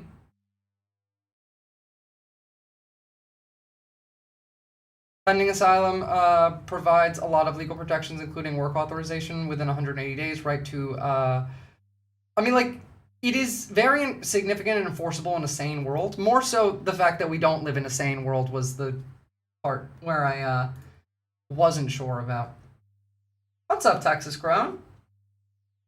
Illegal audio, legal video, true. Welcome to Night City, Troom. Literally, yeah, I know. I know you were responding to Sapien. It's just more so, like, that's why I didn't respond to Sapien. Normal admins have been forced by the courts to abide. Will this one, though? Now, in relation to that, like, that interview where it took fucking the actual ICE commander to say the correct term for these less lethal weapons, it would be this one. And it's this one where a different former federal agent is being interviewed, being asked questions in relation to the tactics that ICE employs. And, I mean, let's just take a listen. Most of this is boring. Several U.S. officials tell CBS News that the Trump administration has made plans for some federal immigration agents to leave the Chicago area as early as this week. That includes U.S. Border Patrol Commander Gregory Bavino, who has led the crackdown on crime and illegal immigration in Illinois. Last week, a federal judge issued an order redistricting federal agents' use of force against immigrants. Now, they're going to have some leave. We'll see what happens after that, whether they send some more back. We also had a court come out today demanding that 600 detainees in the Chicago ICE facility should be released. We'll see whether that happens as well. Sometimes they abide by some of the court rulings, sometimes they do it in part, sometimes they just ignore it entirely. So, and protesters in the Chicago area saying that Bavino's justification for this behavior was, quote, not credible. This comes as a CBS News investigation reveals that some of those tactics also violated Department of Homeland Security policy.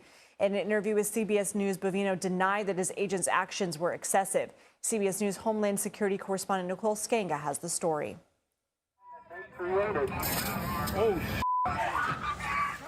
For months, masked federal agents have aggressively engaged with protesters in several states. Look, we've seen most of this. I'm just going to skip ahead to the actual, important bit here. By U.S. Customs and Border Protection Commander at Large, Gregory Bavino. If someone strays into a pepper ball, then that's on them. We wanted to find out. Strays into a pepper ball in relation to the pastor who got shot in the eye. Hence why I showed you what a pepper ball actually looks like. Strays into a pepper ball, then that's on them. We wanted to find out, what do these confrontations reveal about the shifting tactics within ICE, CBP, and HSI? We asked Eric Ballier, a 25-year career federal agent who most recently led investigations into use of force misconduct for ICE, to tell us what he sees. This isn't policing and law enforcement as I practiced it for 25 years. Here's what we found out. In recent months, we've witnessed federal agents firing pepper balls and other less than lethal munitions downward into crowds from... Again, she's calling them less than lethal. They're not less than lethal, they're just less lethal. Again, they're bigger than paintballs. They're fucking, they're big ass shit. This video of the pastor getting shot in the face. Despite the fact that... by one of those. CBP guidance prohibits agents from intentionally targeting the head, neck, spine, or female breast. In this September incident, federal agents at the Broadview facility are seen standing several stories above protesters, who appear largely peaceful. We can see pepper balls exploding around the demonstrators. And then one man is struck in the head, a tactic Ballier says is not in line with training. Pepper balls and less than lethal munitions. Also calls it less than lethal. Now let's jump to Bavino, the one who will actually call it what it is. Shockingly, that is excessive. We sat down with the commander at large of the operation, Gregory Bavino, just a few feet away from where this incident actually happened, to ask him directly about his federal agents' actions. Chief, I do want to show you some of what I'm talking about. I'm curious if that is proper use of force. Sure, absolutely. The use of that less lethal device, a pepper ball. Why does he say it correctly? Why is he the only one saying it correctly? He's a literal demon. He's about to defend his use of this.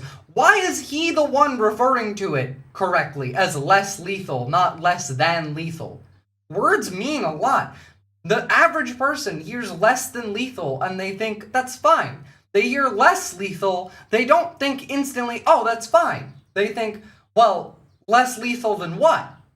Was absolutely in line with policy, and I applaud them for protecting that federal facility there. Aiming above the waist is within policy? It can be. If someone strays into a pepper ball, then that's on them. Don't protest and don't trespass.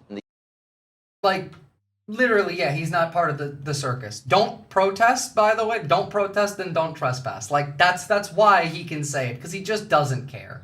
Propagandist versus the Nazi? Yeah. Wait till they break out the more than lethal bullets. Yeah. We're really headed that way, huh? Yeah, claiming asylum and passing the credible fear interview, which is done within 72 hours of asylum claims by law. That, or if you're claiming asylum for a second time but have been deported prior, you get an RFI, reasonable fear interview, within 72 hours if determined to have any credible standings claiming asylum by USCIS.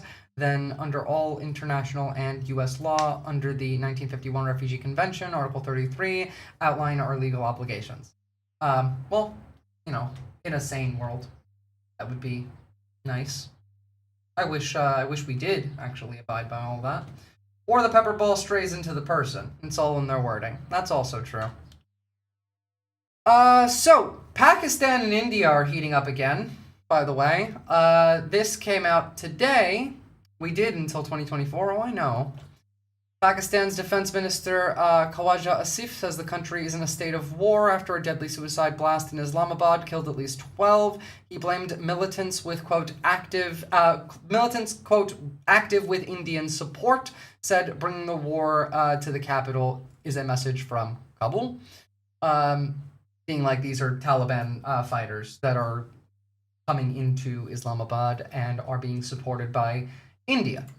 I don't know how true that is, though, you know, plausible. Plausible. Now, beyond that, let's jump into the Europe, Russia, NATO side of it. Car bomb was set off. My guess is, was it MI6? I don't know. Wait, didn't Trump end that war by himself and only thanks to himself? Apparently not. Apparently it's back on. Maybe he'll end it again. Eligible, no matter how many thousands times I misspell that word, I'll never get it right the first shot. Fair enough. So let's jump to Russia and check out, in the words of one of my chatters, the least armed babushka in Russia. What the fuck is this country, by the way? How is the entirety of Russia just not one big, like, GTA, RP, and PvP server? Because this is a grandmother in a taxi asking to change the radio station. With a fuck... First off, there's no music playing. Pulls out a machete. I don't like this music. I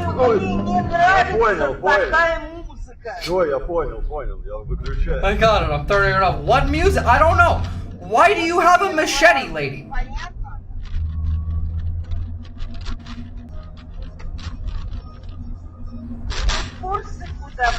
Do you know where we're going? We're going to the cemetery. Why do you have a machete in the taxi on the way to the cemetery? There's no music playing. Just, again, this whole country is just...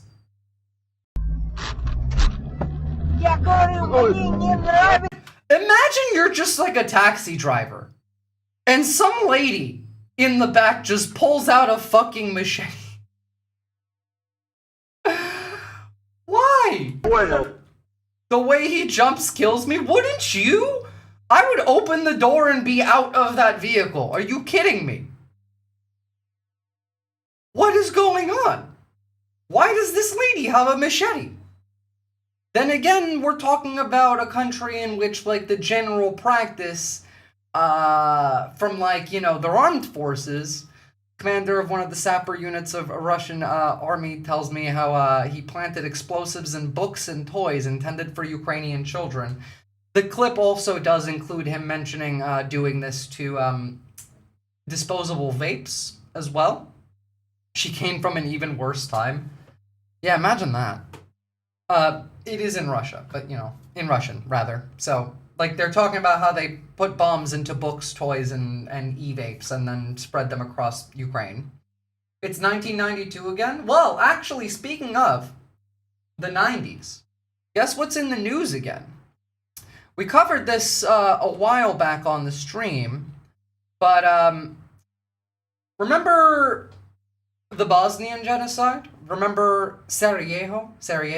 the human safari, in which rich sniper tourists paid tens of thousands of dollars to camp out in the hills outside of the city and then snipe civilians, including children, inside Sarajevo during the occupation.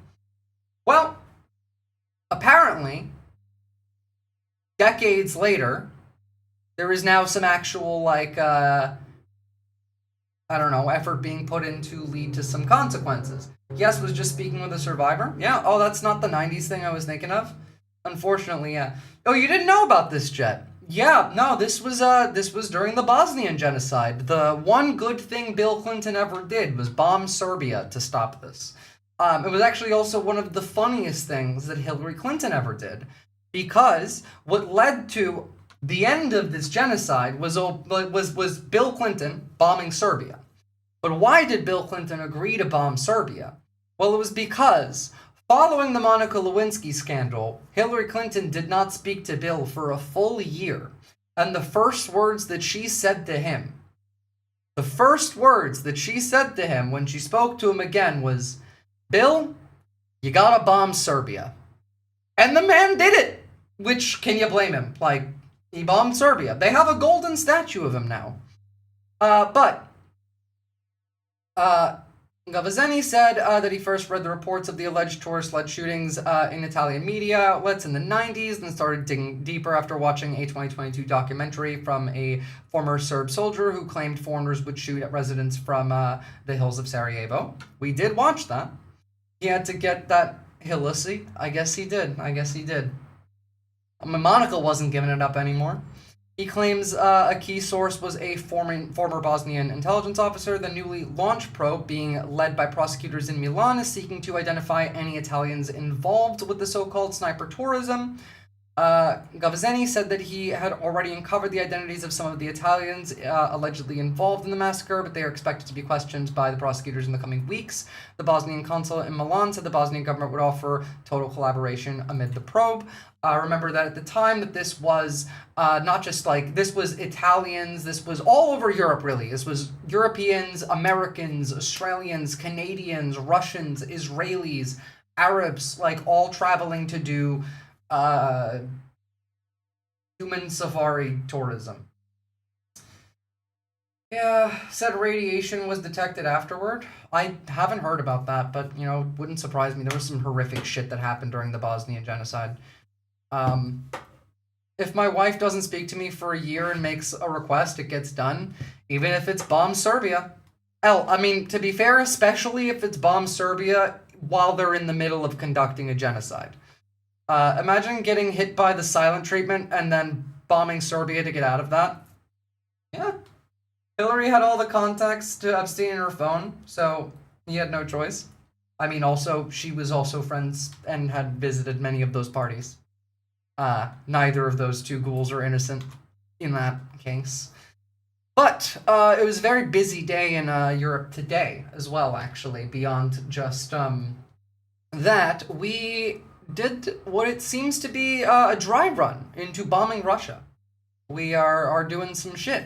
So the U.S. Air Force and NATO over Europe with a Norwegian P-8A Poseidon maritime patrol and surveillance aircraft heading northeast for a patrol off of northern Russia, while the U.S. Air Force RC-135 combat sent electronic surveillance aircraft and a NATO E-3A Sentry airborne early warning and control AWAC aircraft headed east for their respective routine patrols. Additionally, two KC-135, or refueling pair, and a B-52H Stratofortress long-range strategic bomber over the North Sea, which then ended what appears to be like a dry run of what it would be like to fly close to Russia and then turn back. Like, we didn't properly do like a dry run. Kind of like what we've been doing with Venezuela. Close to their territory enough to freak them out, but not actually crossing over. For the most part, as far as I know, Hillary was an operator, not a participant, but I mean, like, shit, I would have gone too. That fucking leverage is nutty. Well, again, like, going and then not using that leverage makes you the participant regardless of whether she participated or not. You know what I mean, Buncore? Like, just holding on to that for a rainy day isn't not participating. Like, sure, you want that leverage, but you want to use that leverage. Bill wanted that Fox defense from Monica, but all he got was that throat disarm. True! True, Lettuce! Also, the funniest thing I've read all day. 10 out of 10 for that one. Have a good night, socializing sapien. Now, we also had NATO demonstrate some of our new tech. Short video. First thing I see is the Rheinmetall dog, which is not what I like to see. I just meant she was not doing it for the love of the game. Oh yeah, no. Like, Bill was the moron. Hillary was the one that liked to play chess. The only thing she did for the love of the game was play the Game of Thrones, essentially.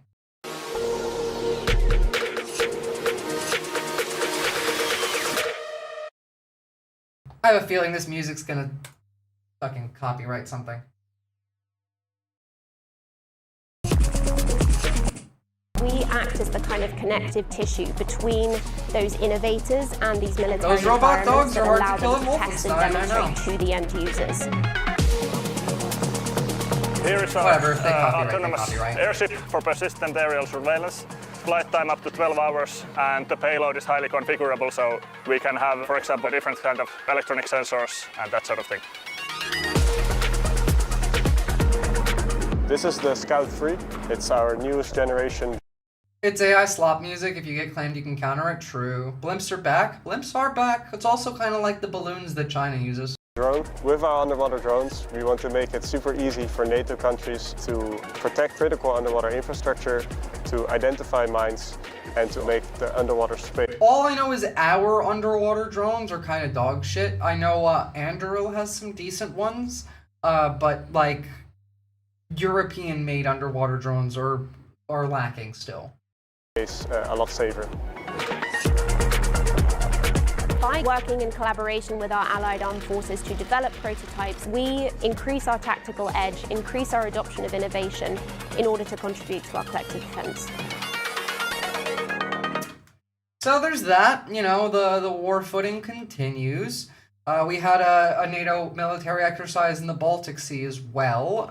This was yesterday, however. There are growing concerns in Europe over Russia's possible use of drones in NATO airspace. NATO is also countering Russian aggression on and under the sea. CBS News senior foreign correspondent Holly Williams got rare access to NATO submarines and stealth ships in Sweden. The Dutch do some good work. That's true. The Dutch do some good work. I was mostly talking about like God, I can't remember what the company I was thinking of was. Because the Rheinmetall doesn't make undersea drones, as far as I'm aware. Not at the moment. Russian subs.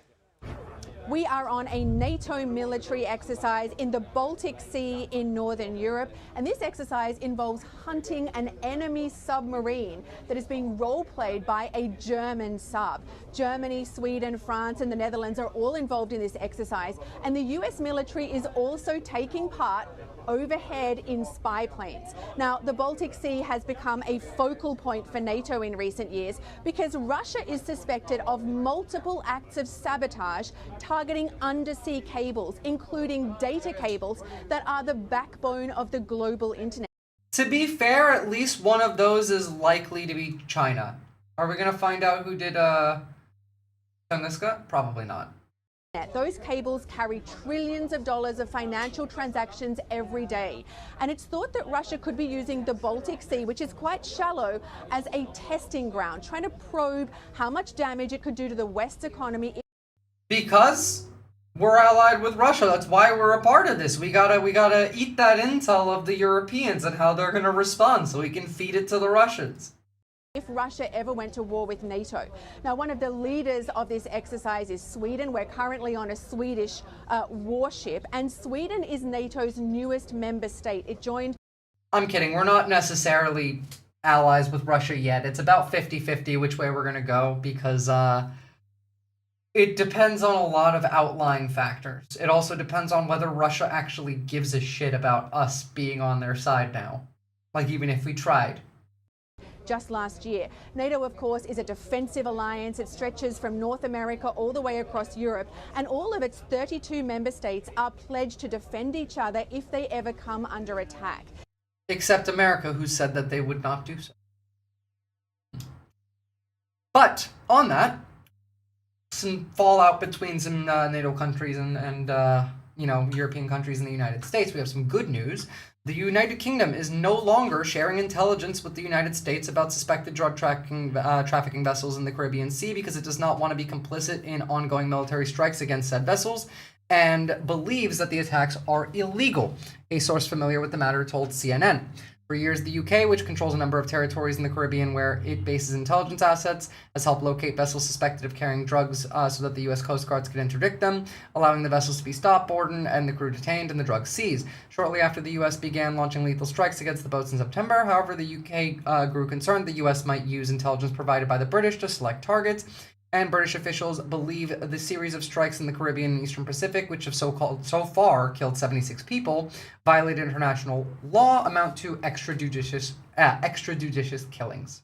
Extrajudicial, Jesus. I can't speak today. So that's a pretty big deal, actually. That is a pretty large deal.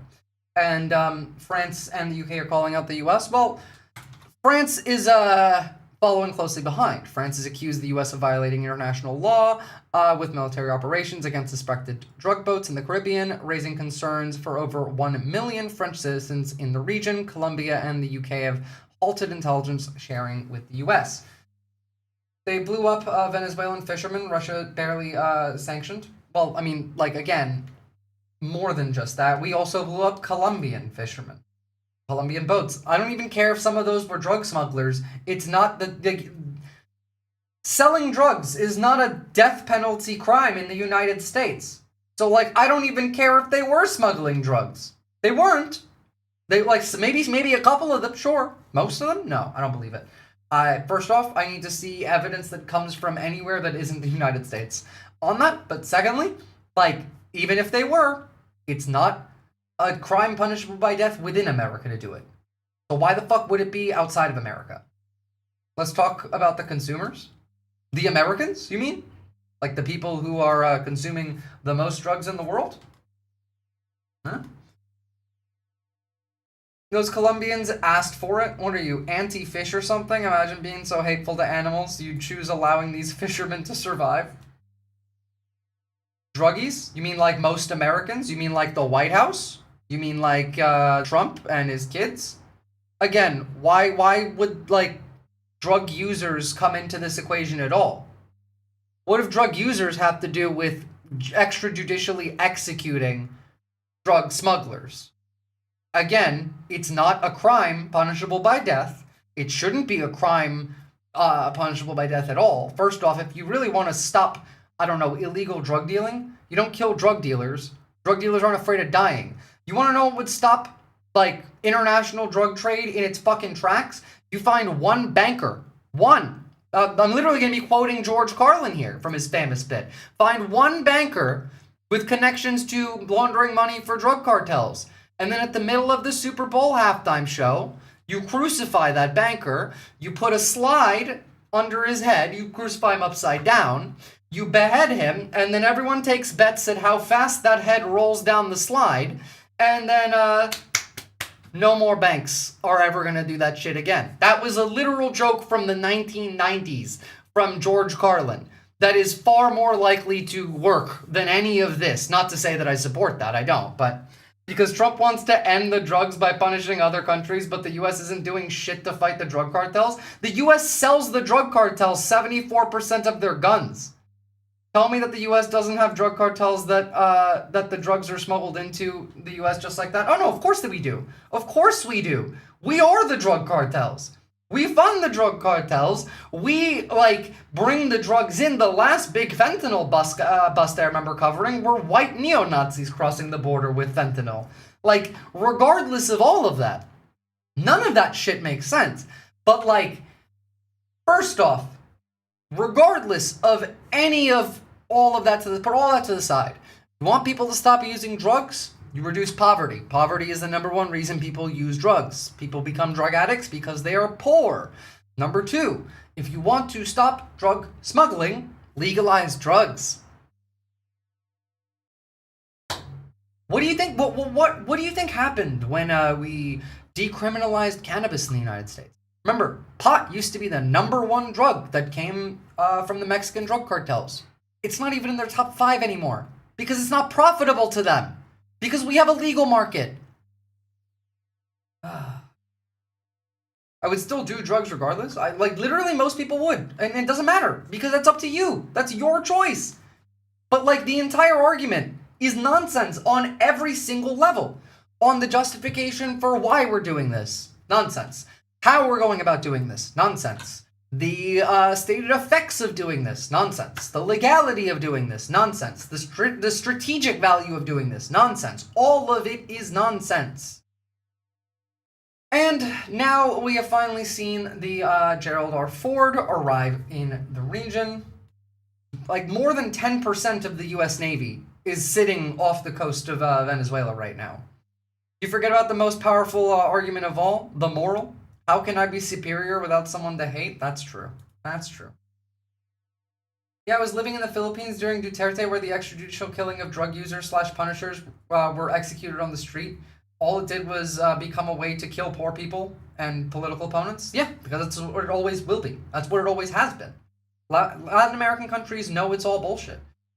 They do. Although some of them want the U.S. to come in. The U.S. wants their natural resources. It's not about the natural resources. The natural resources are a bonus. We don't need their natural resources anymore.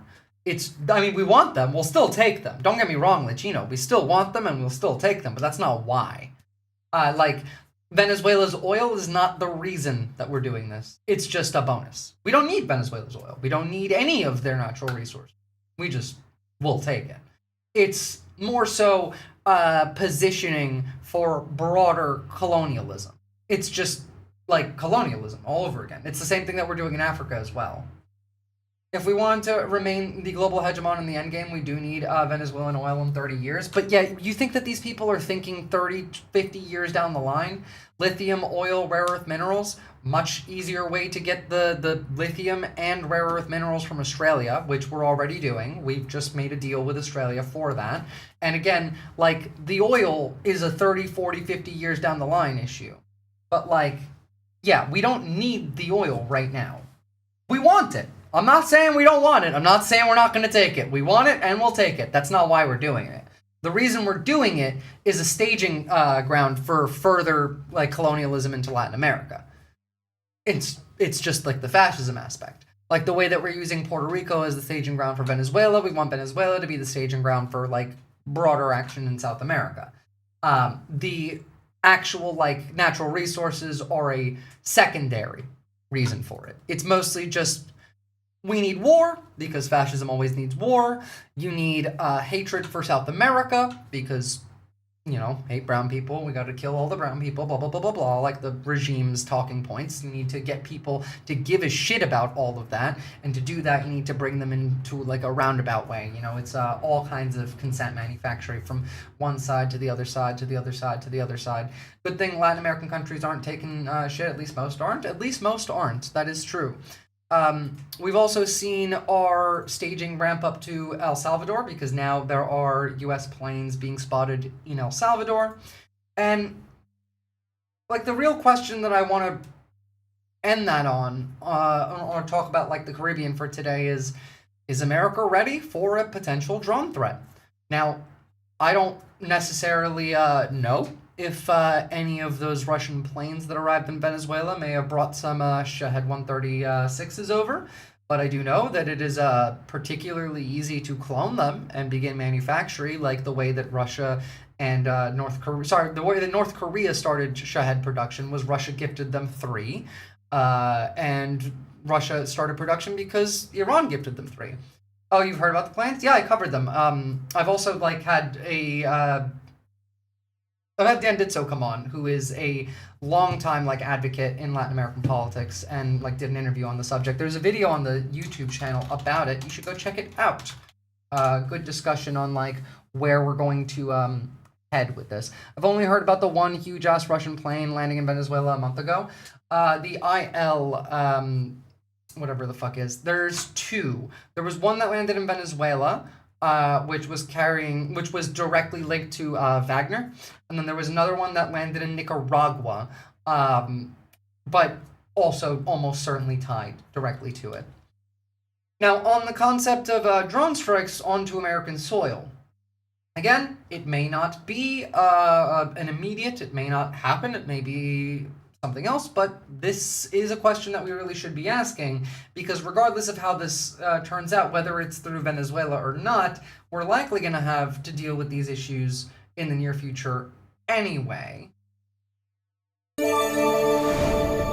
I'm Chris Daniels in Washington, D.C. It is an idea that seemed unfathomable even just a few years ago. The idea that a foreign enemy could launch a drone attack here on U.S. soil. It is the kind of idea now that is raising alarm bells here in Washington and across the country in the other Washington. From the front lines in Ukraine to airports in northern Europe and stateside on the Jersey Shore, drones have scared people and scarred terrain. This is the kind of thing that keeps you up at night. And adds gray hair for sure. I'm concerned that we face another 9/11 style attack with the proliferation of attack drones these days. I'm still very shocked that we haven't seen like right-wing terrorists utilize these. Like, I know they're not exactly up to date with tech, nor are they willing to like practice. It's not particularly easy to fly an FPV drone, but like, you know, I can think of one example of an attempt that was foiled, and that was on Election Day. So they're everywhere. That's Major General Gent Welsh, who commands Washington State's National Guard Forces and Emergency Management Department, who worries what has happened on the Russian and Ukrainian battlefields with sneak drone attacks will happen here. Picture the port of Seattle. A lot of container traffic going in and out of the port. What would happen one day if one of those containers were to open up in a similar way, drones fly up and either attack folks in the nearby stadiums that... Well, so we always got to have a boogeyman, but let me put it to you this way. Yesterday, I spent a little bit of time watching a video that Johnny Harris, the YouTuber, recently put out about what happens when ships turn off their AIS, right? Like fishing vessels. And how, like off the coast of the Galapagos, for example, there is a large amount of AIS data that shows Chinese fishing vessels that don't actually cross into like another country's EEZ or into a protected area, but are fishing very heavily like off the coast of Central and South America. But then if you take a look at that a little bit closer and you combine that with like various other kinds of like data, you can see that no, like these boats are actually crossing into EEZs, crossing into protected waters like the Galapagos, and it's a lot of boats, like a lot of them, a lot.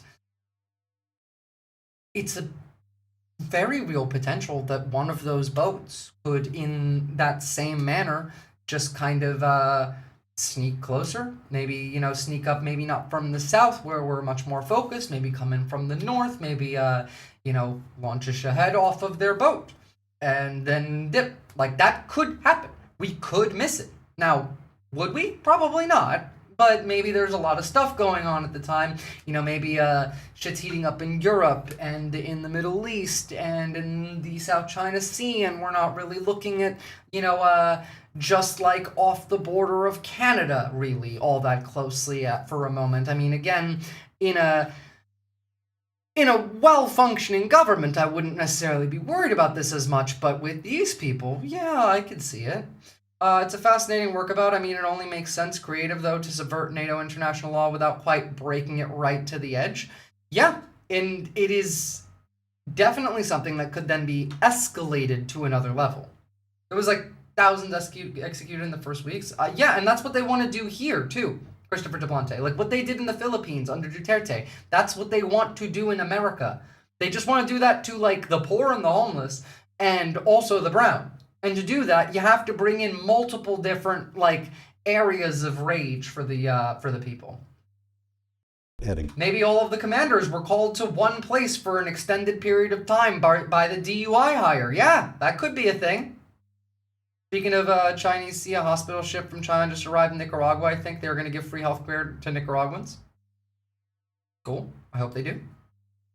And neurodivergent, true. Or even worse, go up and over the hill and go to SeaTac. Senator Maria Cantwell is the ranking member of the Senate Commerce, Science, and Transportation Committee. Is there infrastructure right now to prevent a wide-scale drone attack? Well, there's certainly the infrastructure and preparedness by Homeland Security to anticipate those things. Yet there are acknowledgments that much more needs to be done to counter the existing drone threat. A bipartisan Senate bill. I swear, like, I already get like a little PTSD response to drone noises. Seeks to strengthen military installations from unauthorized drones after 350 detections at 100 different U.S. bases in the past year. Secretary of Defense Pete Hegseth. This is the future. We're in the fight. We're in the fight to win it. Issued a memo earlier this Beat you to it, bud. This year to integrate drones into combat training. These are all of our customers. Travis Scott is the vice president of Virginia-based D-Drone and has developed defense technology currently used by multiple companies and municipalities, and argues more government guidance is needed quickly. Right now, it does seem like the Wild West. In some ways, from the outside, it may seem like the Wild West, but if anything, a little too constrictive right now, and it needs to be addressed at a faster pace. More so regulatory framework that safely allows different entities to mitigate drones. Ox, you're gonna get drone strike for saying that. Risk right now. It's a big problem. It's a big problem to sort out. And that is why, back in Washington State, Major General Welsh continues to sound the alarm. I'm just worried. So, you know, there's that. We got some risks up and coming. And, I suppose to finish off for the day, I know it's a bit of a short one today, guys. Sorry, I got a house inspection tomorrow, so I gotta prep for that because I still have stream on this space tomorrow as well. But I do have my, or rather our favorite segment to cover, and that is ghouls being ghouls, the wasteland. This is a particularly nightmarish set, but the last one at the very least is funny.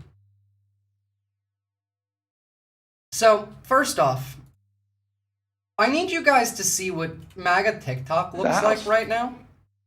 To the point where, like, hell, Gavin Newsom's taking this shit more seriously than most people are, and that's a problem. I think Donald Trump wants another election. You think for a second, I have 24 Trump 2028 hats. His folks keep sending me. And you think he's going to run again? Don't give me. You don't. Who spends $200 million on a ballroom at their home and then leaves the house? This is serious, guys. This is serious. Every single person laughing in that room is completely out of fucking touch with what conservative circles are saying. Most people have no fucking clue the chatter in conservative circles. So let me fucking show you. This video I'm going to show you, this is trending right now on MAGA Talk. Take a look. There is one God. This God creates nations. He gives all nations the same rights. The idea that there are two kinds of people, those with rights and those without. If you don't That's a translated Hitler speech. recognize this, this is a translated speech from one of the worst authoritarians in world history. His speeches are fucking trending on MAGA. They've been for months. Talk. That video got 500,000 views, and there are dozens like it. Months. It's been like this. For months. Years, probably? No, not years. MAGA Talk was a little bit less organized prior to this election, but like the AI translation of Hitler, that instantly went viral and hasn't gone away since. This is no longer a fringe idea. This is mainstream now. The purity tests have to stop. This isn't a fucking game. This isn't for clicks. This isn't for likes. This isn't a joke. The situation that we're in is incredibly fucking serious. And we need to treat it like that. Like, you guys are fine, but I mean, like, there's a lot of people who still think that there's, I don't know, democracy left in this country. Like, sure, we won a nice little special election. That ain't enough. Isn't there like a MAGA bodybuilder that does videos doing reps to Hitler speeches? I wouldn't know, but that wouldn't surprise me. By the way, this is what our schools look like now. I mean, to be fair, a lot of this stuff also probably existed before, but we've got rid of all of the woke teachers, and now this is all that's left. And they'd be thinking, well, I'm white, so this won't affect me. Yeah, they should go look into how many white Germans died in World War II. It affected them a whole lot, actually. I know you got it. Give me my 40s or give me my shit back. This is in a school bathroom. Hey, bro, on the 40s, bro. But you know you don't got that shit. See, he's even admitting to it. I said you know you don't got that shit. I don't got those shit, bro. What they're talking about doesn't matter. I ain't got your shit. You not getting shit back. I know you got shit. I know you got shit. I know you got shit.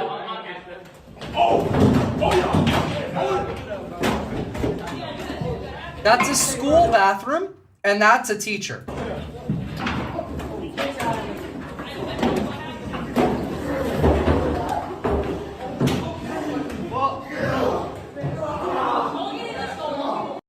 If they could count, they'd be furious. True. It's a school bathroom. At least they have a nice bathroom. My school was dog shit. Well, hopefully your teachers were better. Thanks, fam. No worries. That fucker's in the Hague now. That's true. We did put Duterte in there. Not Yvette Chambers. I knew this, which was why I got the bloody hell out of the country before the inauguration, and you were smart to do so. Who hit first? The teacher. The teacher hit first. Look. Give me my 40 for Colgan. Also, doesn't matter, because teachers can't hit a kid back if the kid hits the teacher. Kids literally often hit teachers.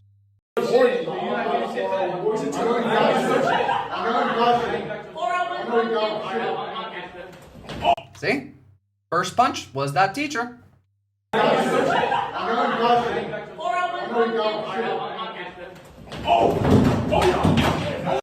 Depends on the state these days, that's true. But the teachers don't get to keep their jobs as easily as cops. Well, we'll see, that one might. That was a huge first punch too. Indeed it was. And I'm very, happy for his friends. I like how his buddy immediately swung when the adults started assaulting the child. Yeah, the fucking black kid saved the Latino kid after the teacher started wailing on him. That is self-defense. Also, here's some more of the lovely educators that are left in this fucking country. Why do we have gated communities? Because I don't want to be with your kind. And we're here anyway. Not for long. Not for long. Go live in Russia, you piece of shit.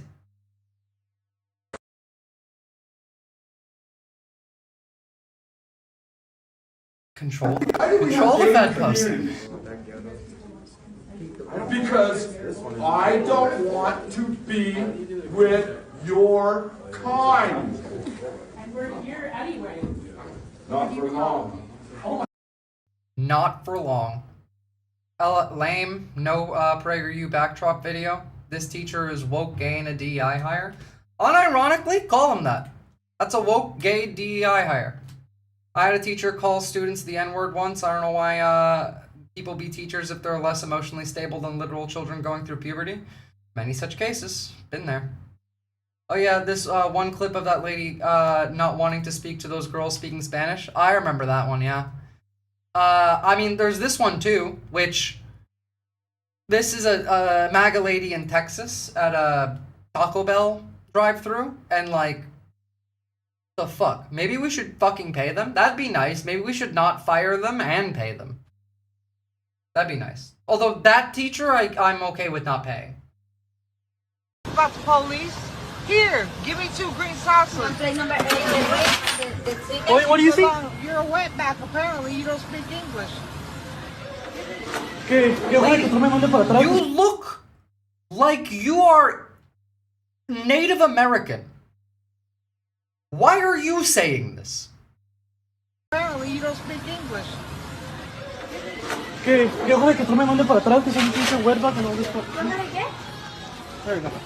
You need to go back with Trump.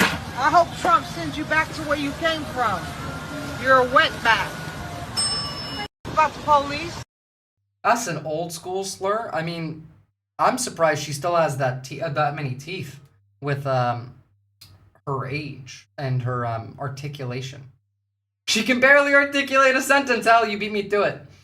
To convince the other MAGAs not to deport her, it ain't gonna work. I was hit first. Mom said you better hit back and defend yourself. As you should. Dentures are covered by Medicaid. She doesn't look old enough to be on Medicare. Medicaid. Dentures are covered on Medicaid? Well, not anymore at the very least. I was gonna say, they're not even covered on Medicare in Australia. That pissed me off. She's poor enough. That makes sense. Speaking of Australia, we got a classic here. I haven't seen this one in a while. This is an old school one. Wait, did she just say fuck the police too? No. She said she's calling the police. She meant ICE. The entire West is losing its mind. Germany used to be a big firewall against it all. It already happened, like here, and the AfD is already up to 26%. I'm well aware. All right, this is an oldie but a goodie, but brought back.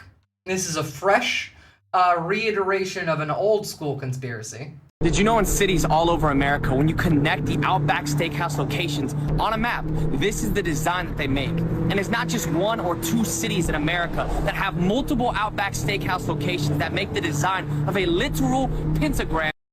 I wish I had the money to open restaurant chains all over the country, specifically put them in a pentacle formation just to freak these people out. That's why we're building them in AU. It's all part of the plan. Makes sense. It's tons of them. So ask yourself the question, is this really a normal steakhouse, or are they a cult who got their success based off of worshiping Satan? I don't know about you, but I know my answer. Let's get out of here. Have y'all seen Full Metal Alchemist? No, but I don't know about you, but I know my answer. Luckily, it doesn't have a circle around it, else that would be some Full Metal Alchemist shit. If you know, you know. I don't know. Alright. This one's utterly fucked. The thing that gets me is just... Like, first off, the man in the video I'm about to show you is dangerously drunk. Like, his blood alcohol level is... plus. That's it. That's just plus. That's the only thing that shows up when you test this man's blood alcohol. But the calm in his voice in this clip is actually insane and gave me goosebumps. You really want this on video? I'll pull it. I'm mad enough to just pull it. Okay. All right. Goodbye, Breeze. Nice to know you. You go meet Jesus. Yes, his dick is out. This is a Texas man sentenced to 10 years in prison for killing his wife after finding out she was cheating on him. Took this video right before it happened. You really want this on video? I'll pull it. I'm mad enough to just pull it. Okay. All right. Goodbye, Breeze. Nice to know you. You go meet Jesus. Like, goodbye, nice to know you. You gonna meet Jesus now? Like, that is the calmest way I've ever seen someone execute their wife. By the way, he has that abdominal thing where your intestines leak into your stomach cavity, I think. Well, hopefully he's not long for this world. Fucking psychopath? Yeah, that's a psychopath. That is, a level of calm that I just can't comprehend in a situation like that. Hey, a shitbag guy, literal shitbag guy, true. Dude should never be released from prison. No, ever. Ever. He should be released from prison to enter a new prison. A worse one. And finally, on a more positive note, here is an example of a MAGA Karen entering into a dining establishment, fast food restaurant, misgendering somebody, then being proceeded to be misgendered themselves, and then crashing out over it. And I fully support this. I think this is how you treat these people every time. I think this is what works. I think you should do this. What is your name? What is your name, sir? My name is Lily. Okay, and you're stating that you called me sir, correct? Actually, you called me young man, and I politely corrected you multiple times. You don't get to correct me. I will address you as what I see. I have no obligation whatever. And I got no obligation to pretend that you're a woman. You're at best an orc. To enter... Yes, you do, sir. Unless, of course, Burger King, unless Burger King has a policy to behave this way to their clients. Maybe they do. We will find that out. The owners, but we have no video recording, so I'll be more than happy to help you, but you can't record us. Oh, I'm a First Amendment lawyer, and I can definitely record you. Absolutely. I want to file a formal complaint. Okay. I have been a patron of, I've been a patron of Burger King for many, many years. And you sound like it. Sir, you definitely sound like you've had a bit too much Burger King. First Amendment lawyer, bro, you're on private property. Get the fuck out of here. Bless your heart, man. Because it's Tuesday, that is what Karens do. Well, to be fair, this one would be a Charlie, right?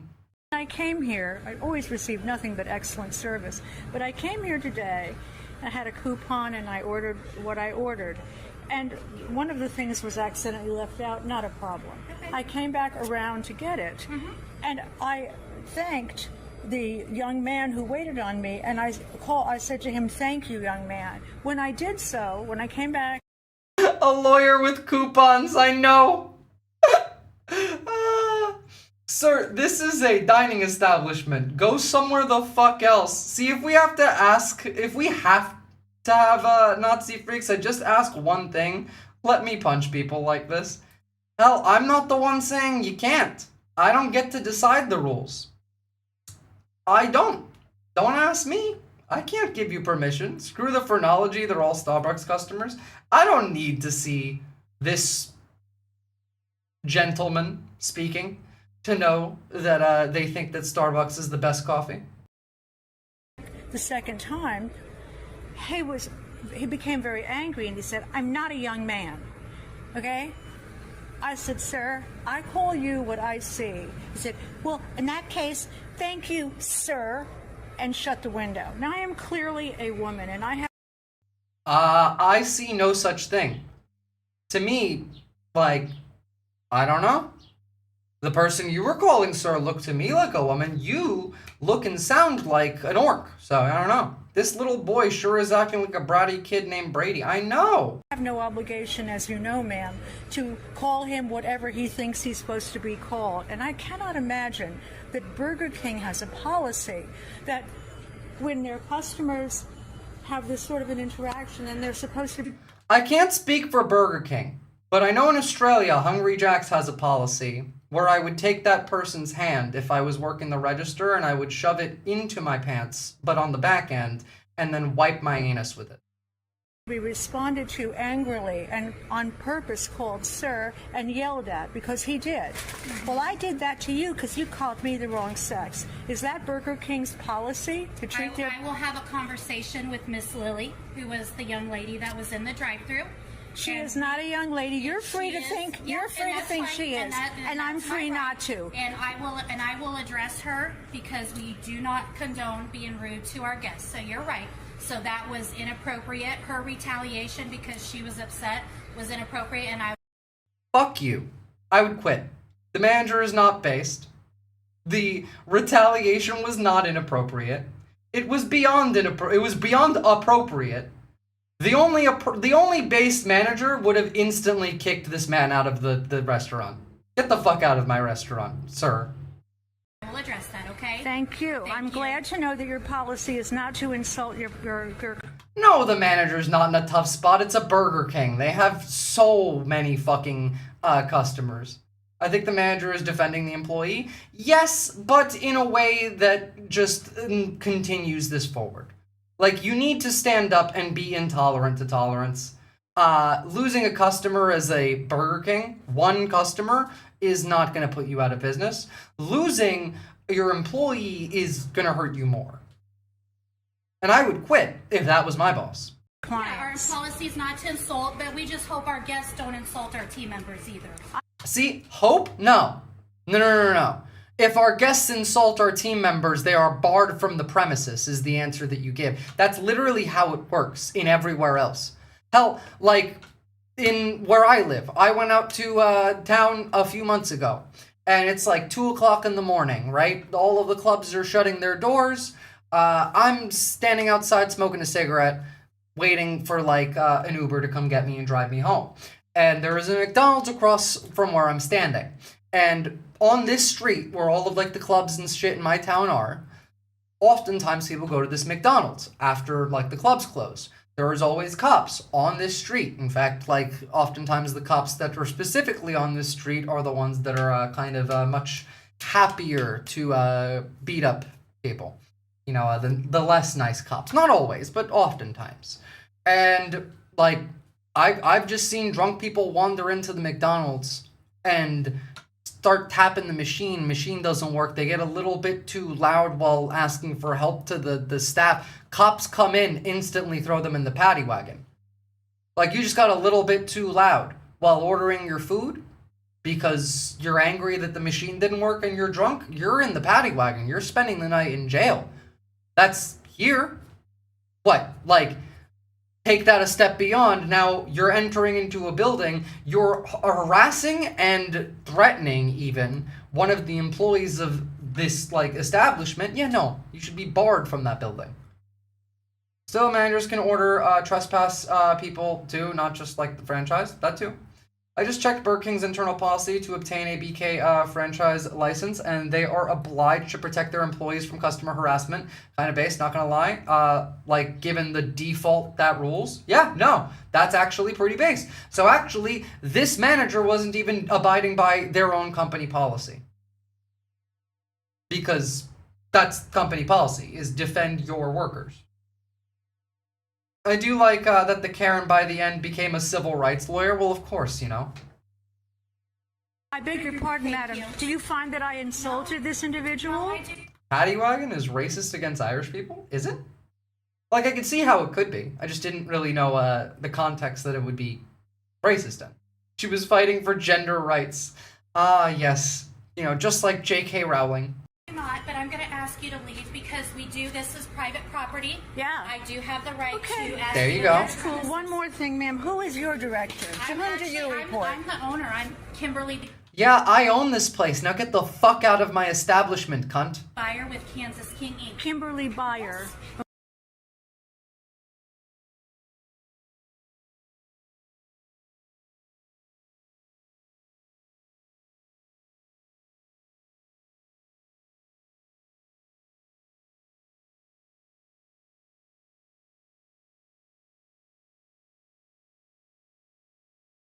Oops, sorry.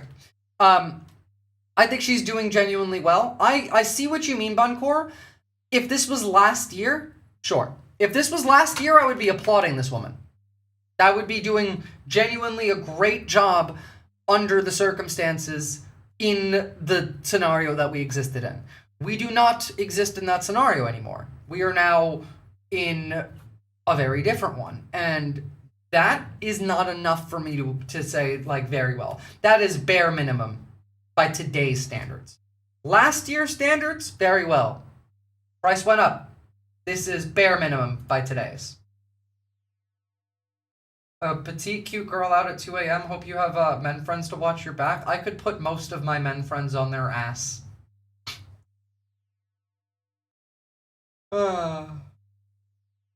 What did the woman claim? Was she trying to get her fired or deport the employee? She was trying to get her fired. But, like, then again, like, straight Nazi, who the hell knows? Because it was just transphobia. I could put my male friends on their ass. Easily. If that was my restaurant, I would have said, get the fuck out of my restaurant right now. Exactly. Like, that's what I would have done as well.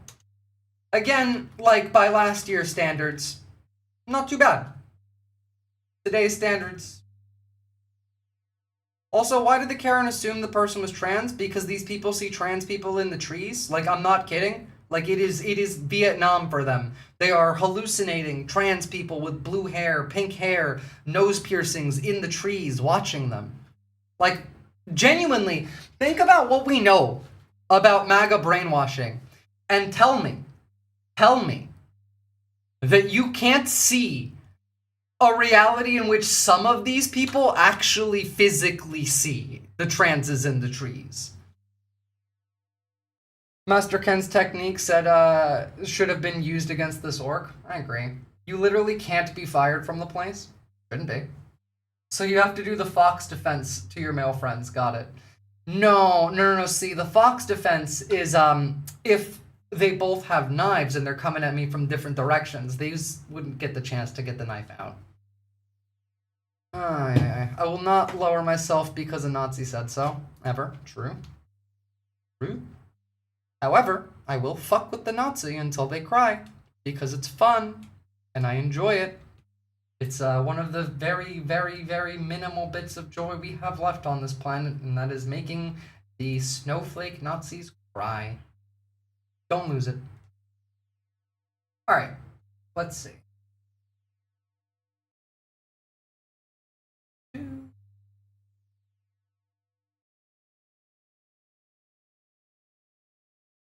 Who is streaming right now?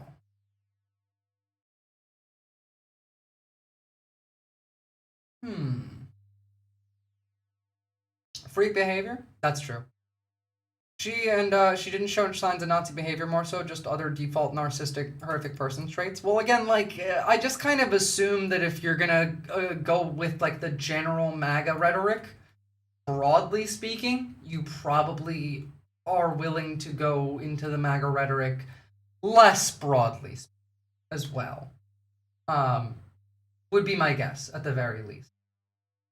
This space is still going on YouTube if you want to raid YouTube too. I don't know how to do a raid on YouTube.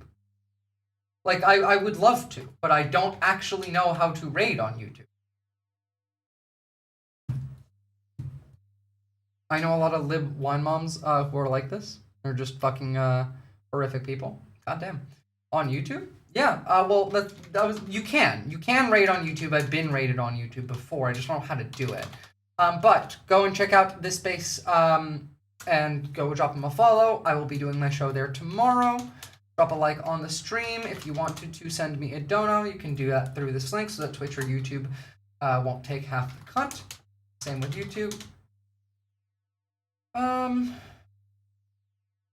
People have to approve you raiding, I think. That would make sense. I probably have to set that one up with this space beforehand. So I will raid into this space next time. Thank you, Oxpecker, though, for Twitch at the very least. We can raid Nero Detergent, because I love that name. That sounds like a sick fucking name. So, sorry for the short stream today, guys. I will see you tomorrow. Thanks to YouTube. I'm going to end the stream for you guys now, and I will see you guys next time. And Twitch, stick around, because